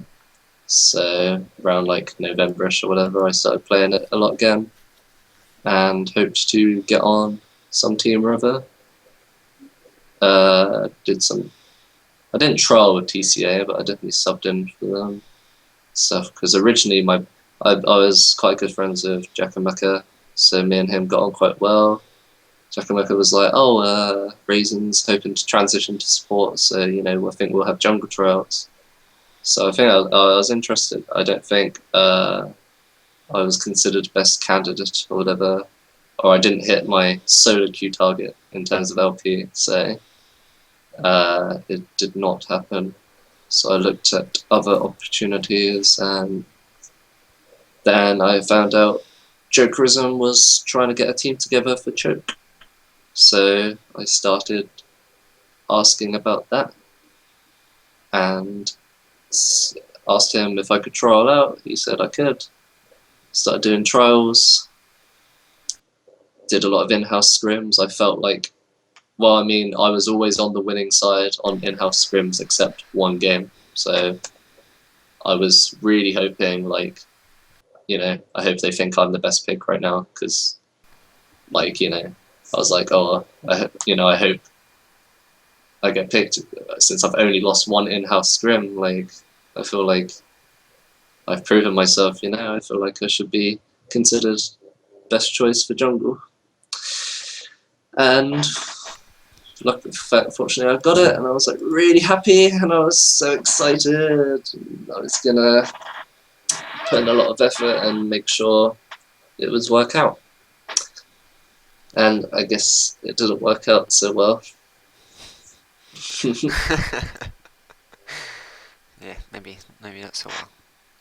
So like, yeah, do you want to just I know people want to know, but do you want to just like explain the situation that happened recently from your like point of view? I know you want to as well. Yeah, I do want to explain it, because a lot of people have been asking me about it for the past few days, and I have made a couple of dramatic tweets about it. But I mean, I was just so angry and confused, and just felt like I had been given just the back stick, really. I felt the way it was done and how everything went. Like, I mean, it's nice and all for everyone to, from just a public perspective, just be like, oh, get over it, man. You got replaced. You weren't good enough. Okay, that's fair enough. I can accept that. I can accept that from the perspective that everyone saw. It was essentially, the matter was, Choke wanted to change jungler because they thought we'll have a better chance if we have a different jungler. Okay, fine. Like, if I was from that looking at someone else and I saw that, I was like, well, yeah, okay, you changed your jungler. But everyone misses what happens behind the scenes, So that's kind of how I've been like kind of annoyed, where everyone's been telling me, get over it, dude, get over it, because no one's seen or heard all the other stuff that happens behind it, and that's what like gets to me, and that's why I get so annoyed about it. So I've been trying to kind of hold it off until today, so I can kind of explain it all in one go, as to like avoid consistently giving everyone the story or how I feel about it.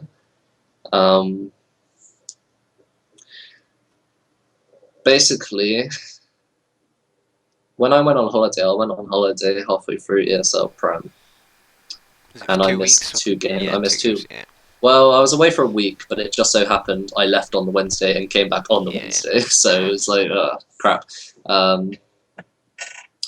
And this wasn't something this holiday was booked a long time ago, so it's not like I had decided, oh, yeah, let's go away Wednesday or whatever. It's before I was even on Choke or anything. So Billy Nutri subbed in for me. And I asked Billy, hey dude, can you sub in for me for these weeks? I'm going to be away. If you win any games, the money's all yours for the games you win. And he said, sure. So Billy agreed to sub in for me while I was on holiday. And the 2 games were against Banditos and Eminem. So as far as I'm aware, they beat Eminem but lost to Banditos. Which is pretty much how it was expected to go anyway, to be honest. Yeah. And I feel like it would have been the same result if I was there. And then I came back from holiday, and I started playing with the team again. We just started playing scrims or whatever, and the environment just felt completely different. Like before I went on holiday to after I went on holiday, and everyone was suddenly like just different towards me. Everyone was like we'd come out of games or scrims or whatever, and immediately everyone was like would say stuff like, oh well, it's a shame we don't have Nidalee in our champ pool anymore. it's a shame we don't have an aggressive jungler anymore. It's a shame we don't have wards on mid lane anymore. And just like, so it's a real shame that we don't have Billy doing this for us now, or Billy doing that for us now, and blah, blah, blah, blah, blah. And okay, fine, like you can say stuff like, oh, Ty, you know, would it be alright if you could do this or whatever, because when Billy did it, it worked out pretty well for us. But it wasn't like that at all. Like, as soon as I come back, everyone's like proper like passive aggressive about it. Like, rather than just saying to me, yo, is it alright if we tried this tactic or whatever, it worked pretty well for us when you were gone, I think, you know, we can keep doing that. It was immediately this passive aggression. It was immediately like, it was like immediately as if like they just wanted me gone and immediately wanted Billy back, rather than saying, hey, Billy did this or that. Is there any chance, you know, you could like start learning that or learning this way to benefit the team? It was none of that. It was immediately, oh, I wish we had Billy. And that made me feel so crap. Okay, fine. All right, Billy did this better than me. Billy did that better than me. Okay, fine. But the way they said it to me just made me feel like such crap. Like, I don't know, like what kind of team environment is that? Regardless of who I am, I'm your teammate, you know? I feel like you should respect me regardless of how much better a sub was than me or whatever. And, like, don't get me wrong, Billy's a really good jungler. I would say, you know, probably better than me because he has more experience. Fine. But I don't think he overperformed or anything in the Banditos game. I remember watching it, and he, I think it went like 0-6 on Gragas or something. I don't see like myself doing any worse than that. I came back, and immediately everyone just had such passive aggression towards me, and I didn't like it at all. And I was like, okay, you know, I didn't bring it up. I didn't go on about it. I was just like, right, yeah, I got you. Okay, you know, I'll try and play blah blah. And then, you know, we'd keep going through. There was less of the passive aggressiveness. Kind of. Like, there was always this passive aggressiveness, but it wasn't always. It was like, as soon as I came off, it was Billy this, Billy that. But over time, it was like chilling out again. We did pretty good in a few of our scrims. You know, we had Ped come on after I came back from holiday. I think Ped synergized with the team better than Wiz. I think Wiz is mechanically better than Ped, but I think Wiz and our top laner Nig had a lot of clashing attitudes in terms of how to play in a certain way, like, you know, what they wanted to do, because they were like our two main shot callers, and they had a lot of clashing calls, which in turn, obviously, one would work and one wouldn't, or one would say something, would go with it, it wouldn't work, and then they would start arguing, and it just didn't work out. When Peg came on, the environment was a lot calmer because Ped didn't speak too much, so it allowed Nig to kind of take over mainly in the shot calling. And we were mainly listening to him. Things went pretty well. We played scrims against like pretty decent teams and had good results. So things actually look pretty good. And we seem like a decent team again, I think. Then, you know, things were starting to look up. It was going pretty well. No problems, really. Then we went to I-57. We played. And as everyone knows, we played Exertus in the winners bracket quarterfinals or something. We won the first game, we were losing the first game, and then we turned it around like 45 minutes in or so. I don't know. I'd won the game. We go into the second game and we were winning it pretty much the whole way through. It was going pretty decent. We got 2 inhibs and made the mistake of not being able to finish up the game while those 2 inhibs were down, because they had a really good scaling team. They had like GP and other champion, to the point where I hover over when around we were doing the Baron, they were like all like 2 levels ahead of us or something, because simply all the minions are getting to their base and we weren't able to close out, so they just sat there farming. Then we had my awful Baron smite, which was a real shame. But I know obviously it's my fault that the whole thing happened, but at the same time, like, even Billy had said to me, dude, it's not even your fault. Like, there should have been people stopping Plex from even getting to the pit in the first place. Like, we had 5 people on Baron, and all the rest of their team was in base, except Plex, who came to run out to try and steal. And even though I'm not trying to defend myself, because it is, majority it is my fault, but we should have had 1 or 2 people go out to make sure there wasn't even the 50-50 chance taking place in the first, like, you know, that it couldn't have been happening in the first place. Yeah. Like we should have had Ped, maybe Nick or whatever, just go and prevent Elise from even getting to the pit. And which is what, you know, Billy told me anyway, which is what a lot of other people were telling me. And no one had suggested it.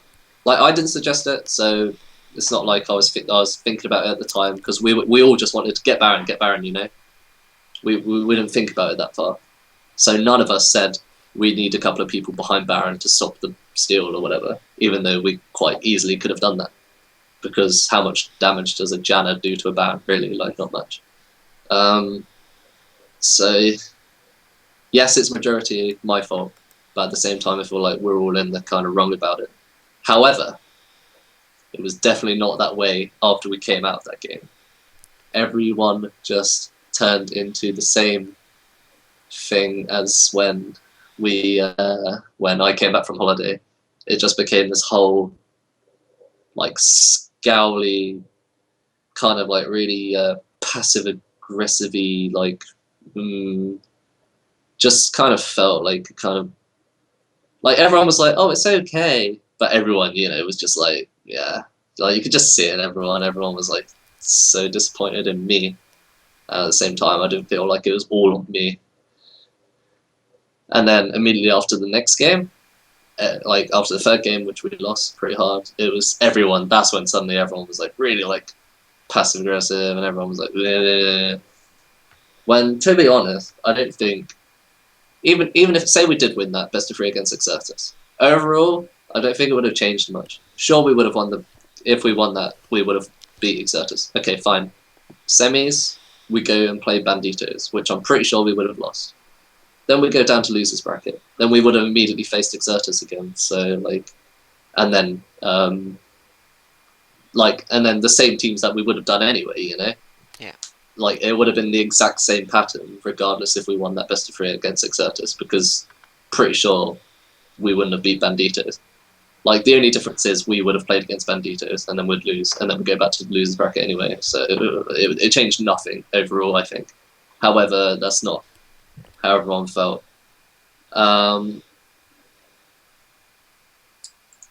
It was like, so after all the Exertus games, well, after the second one it was fine. You know, people were like, yeah, it's okay, it's fine, don't worry about it. After third game, suddenly everyone's like bitter, even like, and just after, so we started playing the losers bracket, and then we played against, like, we played some teams, and we played U-Pro, and then we lost against them. We won the first game against them, which was a close game. Then we lost the next 2.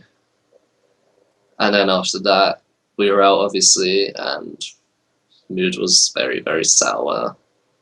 Everyone immediately kind of was like, right, everyone got up, went somewhere, whatever.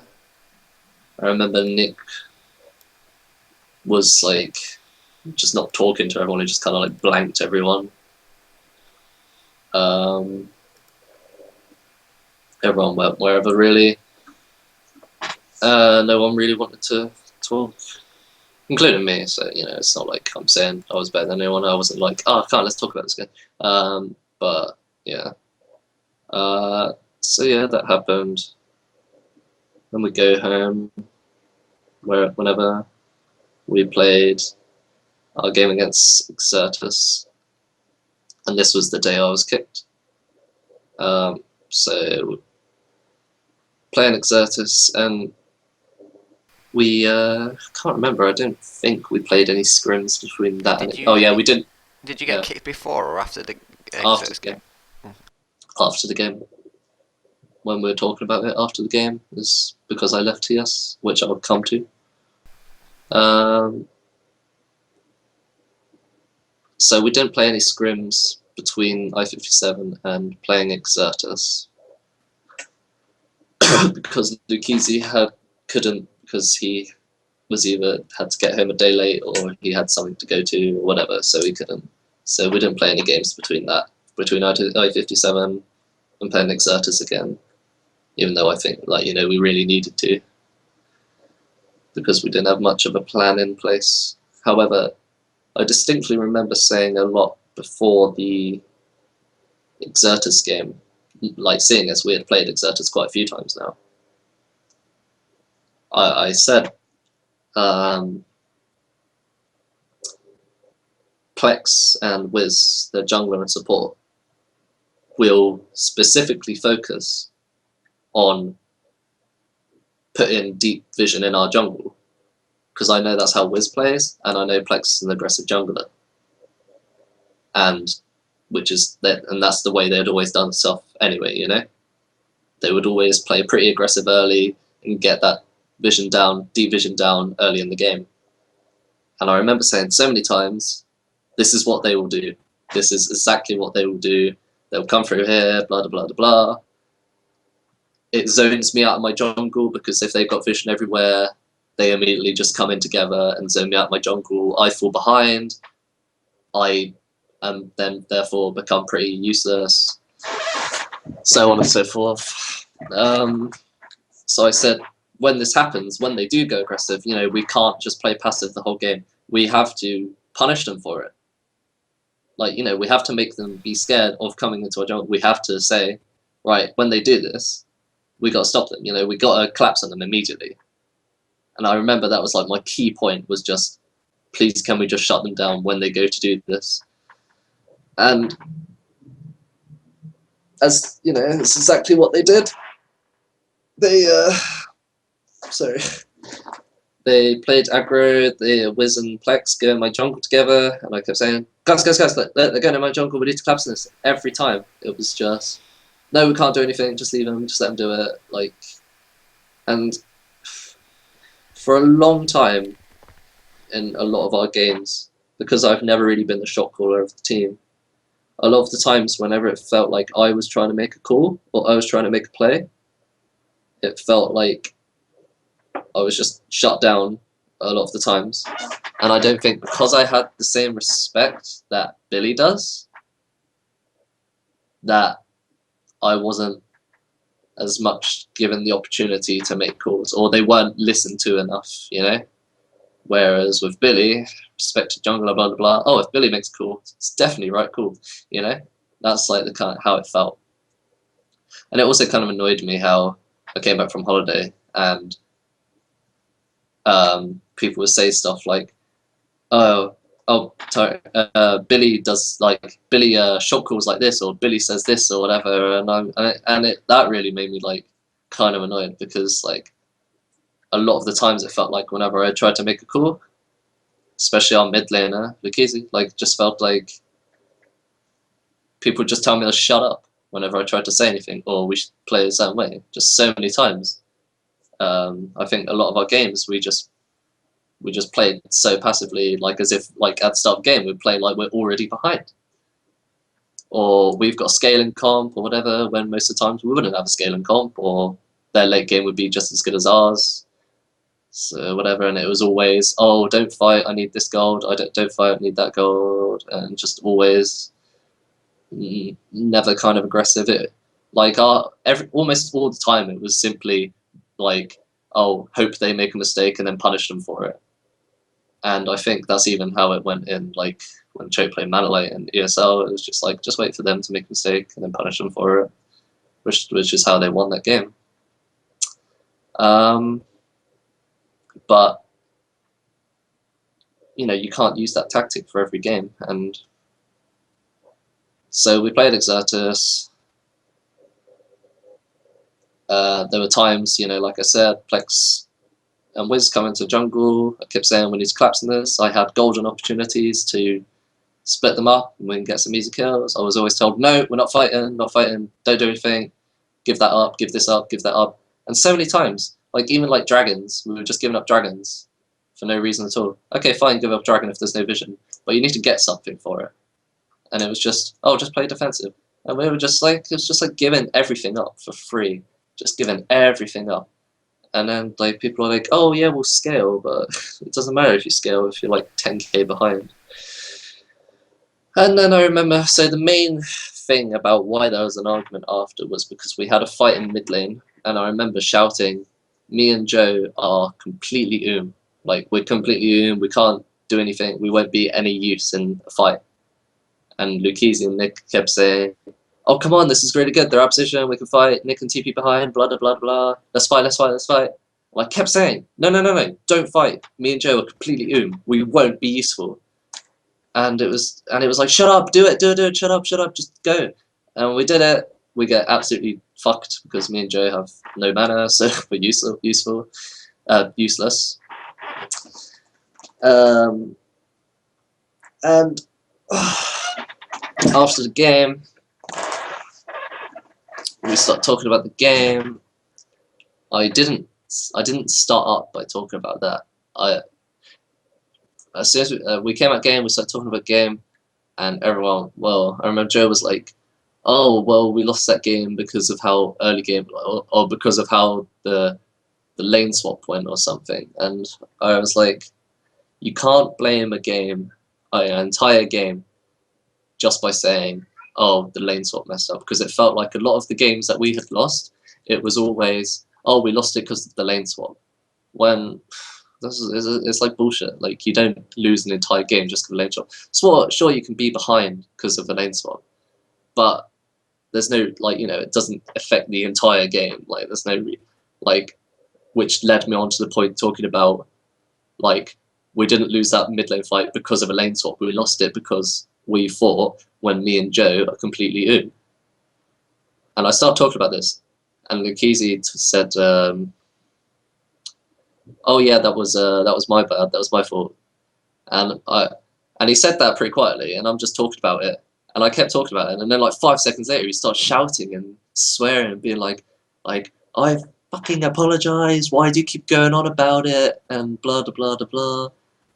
And I'm like, I'm not going on about it, I'm just talking about all the things. And then everyone else suddenly like, yeah, why do you go on about it, get over it, he said sorry, blah blah blah. And it just felt really like surreal, like everyone suddenly having a go at me for this, and it just made me click. I just suddenly got so angry because it honestly felt like I was being like fucking bullied. Like ever since I came back from holiday, whenever we had like a salty game, it always felt like people were going up against me because they just thought, oh, Billy's better, like, you know, if only we had Billy, everything would be perfect. And it really annoyed me, and it just felt like there was no confidence or respect in me as a player, and it just all built up to that, and I just felt like so angry about it. And I was like, this is when I started, and I was shouting, I was like, well, I just, you know, kind of how I've been explaining to you how I felt like, oh, I just feel like I've got no voice on the team, I'm always told to shut up if I make a call. Like, even now, because they were telling me to shut up when I was talking about the mid lane thing. And I was saying, like, you know, this is exactly what I mean. You all tell me to shut up whenever I try and say anything. And, you know, So I was just like, whatever. I just left the TS because I didn't think there's any point in me arguing when everyone's salty and I'm in a crap mood and everyone else is in a crap mood. It's only going to lead to more shouting and arguing. So I was like, whatever. Just left TS. Didn't want to argue more about it. Not when everyone's in really shit mood. Then I'm told 10 minutes later by... This is broken. It's actually come out. I was told by Jordan Walsh, our coach, come on TS. 10 minutes later, go into a private thing. He starts saying to me, what was that all about? You know, why'd you leave TS? Blah, blah, blah. Explained my point again, how I felt like no one respected me, no one allowed me to have a voice on the team. And he allows me to speak about this for like 10 minutes or so, and then immediately he's like, okay, well, they've decided they don't want you, and we're going to bring in Billy for the playoffs. And I'm like, right, like, what, joke or what? And I'm like, I was just like stunned. Like, I knew as soon as I came back from holiday, I knew that's all, like, they just wanted to replace me. And it made me laugh a lot because I remember while I was away, or before I went away, I remember saying to Joe, you know, you're going to replace me, aren't you? Or, you know, blah, blah, blah, if I'm away because Billy's going to perform and all that. And he's like, well, no one's safe on the team, obviously, but not going to replace you just because you're away on holiday. That's harsh.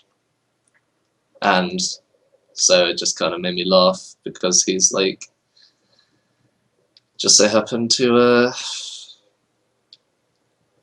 well, it made me laugh because he said like an hour or so later or 2 hours later, do you want to come on TS to talk about it or whatever? And I was like, okay, fine. I'll go on TS with him. And he starts talking. And this is the thing that made me laugh the most, was he was like, essentially, he was like, oh, if it makes you feel better though, this wasn't like a on-the-spot decision. This wasn't just because of this game. We've wanted Billy for ages. And I was like, that just makes me feel worse, not better. Like, nice. It's like, so it pretty much proved my point or my theory in my head, like how they actually wanted to replace me the whole time.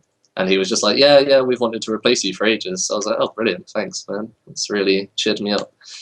So, you know, that just kind of made me laugh with the whole thing where he was like, oh yeah, never replace you, blah, blah, blah, blah.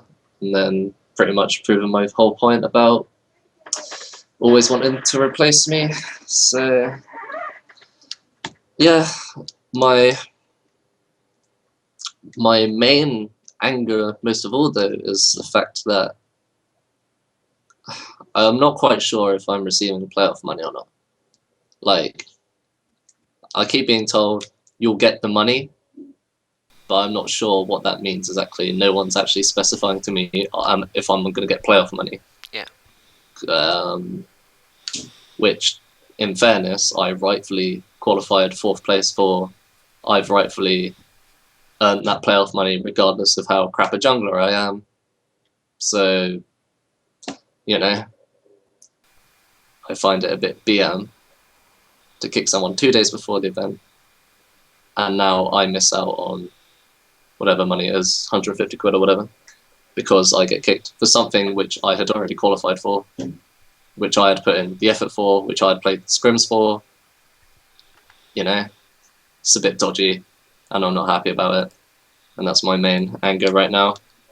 And I mean, if I don't get the money, it makes me laugh how, say, someone like Jordan Walsh, who is getting paid £100 a month to be choke manager, is essentially going to get paid more than me for this 2 months of work for someone who shit talks everyone and does not do much.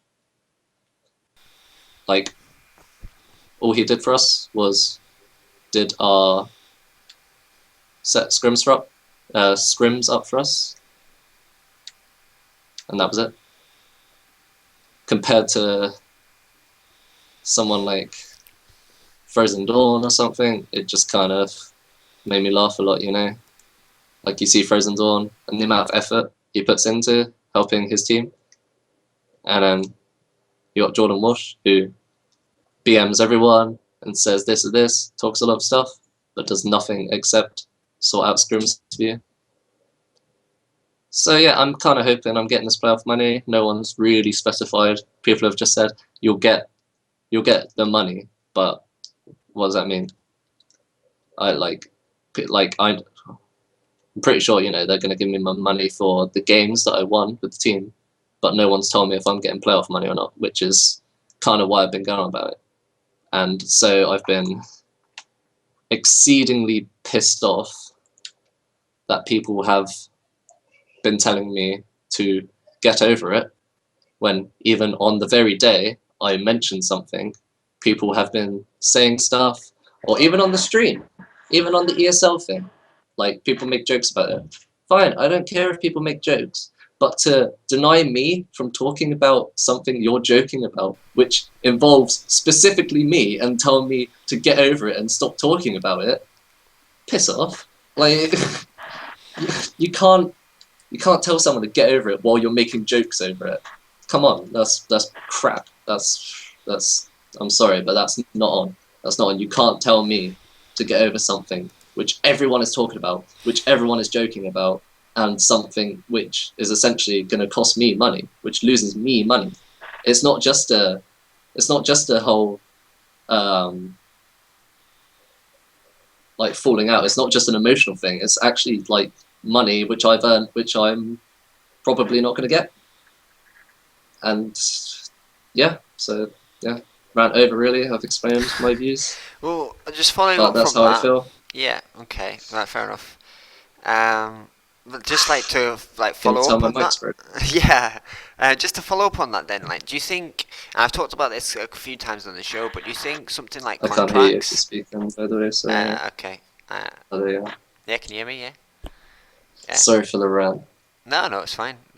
I don't know if we should have Hello? condensed that a little bit or not. Hello.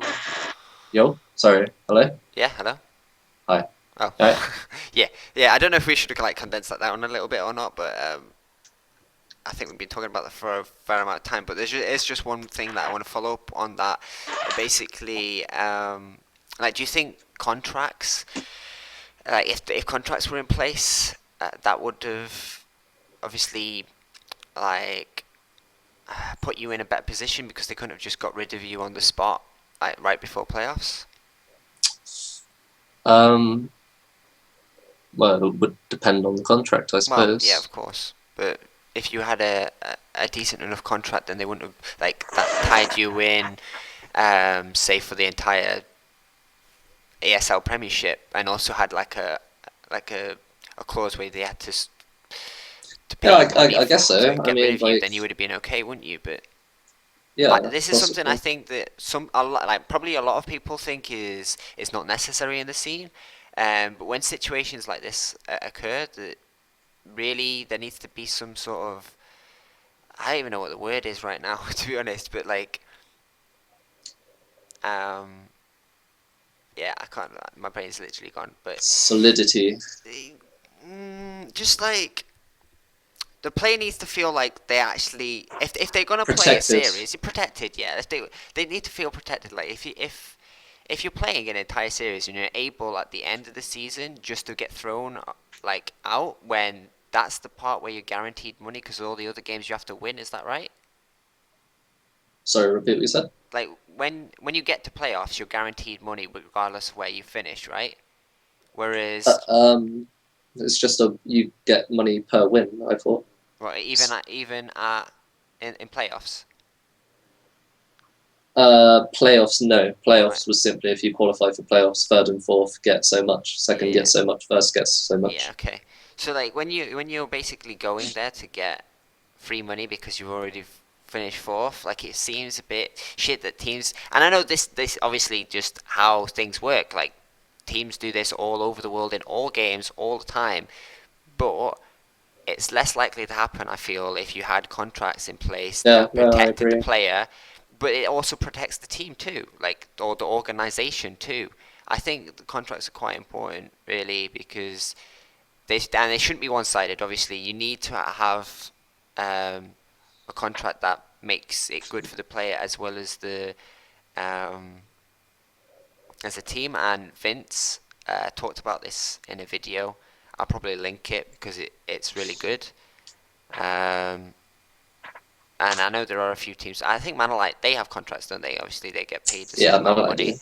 Yeah. So like, We were going to have contracts, but because we were going to have salaries, but then there was going to be no salaries, so no one wanted the decided contract, to yeah, sign a because contract. then that could be like seen as pretty lopsided towards the team rather than the players themselves, I guess. Was this Hmm. when Vince was on the team, or was this after No, Vince no, no, left? no. The Yeah. whole Vince thing was while I was trialing for the team, Okay. not when I was on it. Yeah. Okay. Well, But yeah, I don't know, what can I say? It's just kind of pretty sad getting kicked off a team 2 days before an event that you're going to earn money for, which you had qualified for. mhm. It's like, I mean, I played the 2 months with that team, and I definitely don't think I was the only problem on the team, and I felt like I was getting the blame a lot Yeah.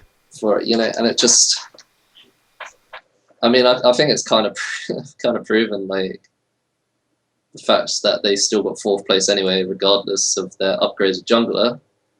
No offense to Nutri, by the way, because he is a good jungler, but you know, even with the change, there's clearly some other problems if you get the exact same position.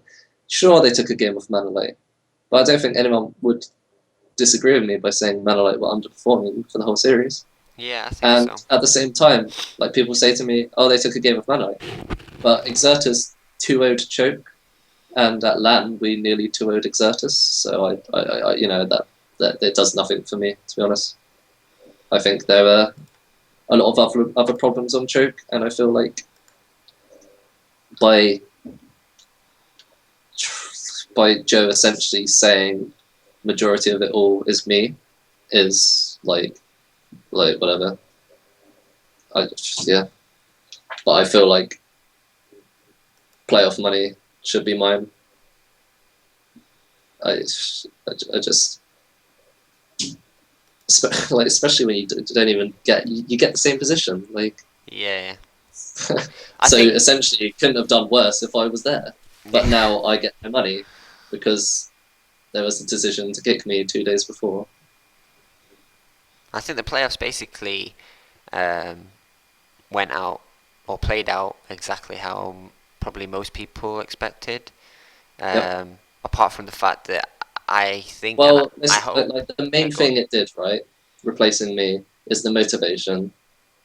Like seeing them looked so happy on stream at the playoffs, but like I don't know, I don't know why there was such a negativity towards me.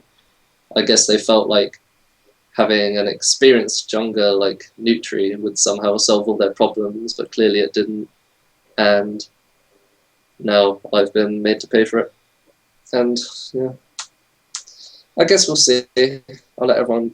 I'll keep everyone updated whether I'm going to get playoff money or not. I highly doubt I will. It's like, And if I don't, it's absolute bullshit, and the whole system's bullshit, and there needs to be contracts. yeah. So it's like, I think apart from, and I'm sure Man and Light would probably agree with this. I don't know if they will. I think they definitely would see themselves underperforming this entire playoffs. I do think Choke played pretty decently in the series against Manlight, but then Yeah, I think Exodus also played really good, or at least Toaster. I don't know, he's not called that anymore, but Toaster will forever be called that yeah, for me. yes. Yeah, Gakis. I think he played really well this playoffs as well. Um, it's kind of sad to see because I was really looking forward to the series between Manlight and Renegades. It was kind of sad to I was looking see. forward to going to ESL Studio. Yeah. But it was kind of sad to see them get 3-0'd because I really did think they were gonna Yeah, I mean, for the perform really amount of well. time and effort they've put into it, Yeah, it would have been. I think everyone was hoping for a really close game, so really. yeah. It's just. So where do you think, like, one last thing that we'll talk about basically Mm. before I think we just cut is like where do you see yourself moving on from here now? Like, are you still looking to play in more teams? Or are you just gonna stick to streaming or? Well, I barely stream anymore, but I'm hoping to find another team. I think I'm going to look to play one more season of ESL Prem if possible. I'm hoping to start a new accounting course in September, so I'll probably more than likely either stop playing or play pretty casually when I start that. So I'm hoping to play over the summer, look for a team, see if I can not underperform anymore, and see how it goes. Okay, cool. Do you have like any shout outs or anything final words you want to say before we end the show? Uh, Shoutouts. Not really. Shout out to Jokerism. Congrats on fourth place, dude. Okay. Well, obviously, from my side, it's just thanks for everyone for tuning in today. Obviously, thank you for coming on to the show. Basically, talking a little bit about Jungle, Little UK, and your side of the story from what's happened recently. I'm sure a Thank you lot of for having me, people. Eric. No problem. I'm sure a lot of people were interested to kind of hear what was going on there. And I'm sure a lot of people will be talking about it as well. But yeah, feel free to follow me, TCA or DandyChap on social media like Twitter. Like our handles are below on these cameras, and just keep an eye on for the YouTube video. That'll probably be out either tomorrow or Thursday, but we'll be talking about that on Twitter and Facebook. And see you all next week, same time, same place. Bye. See you.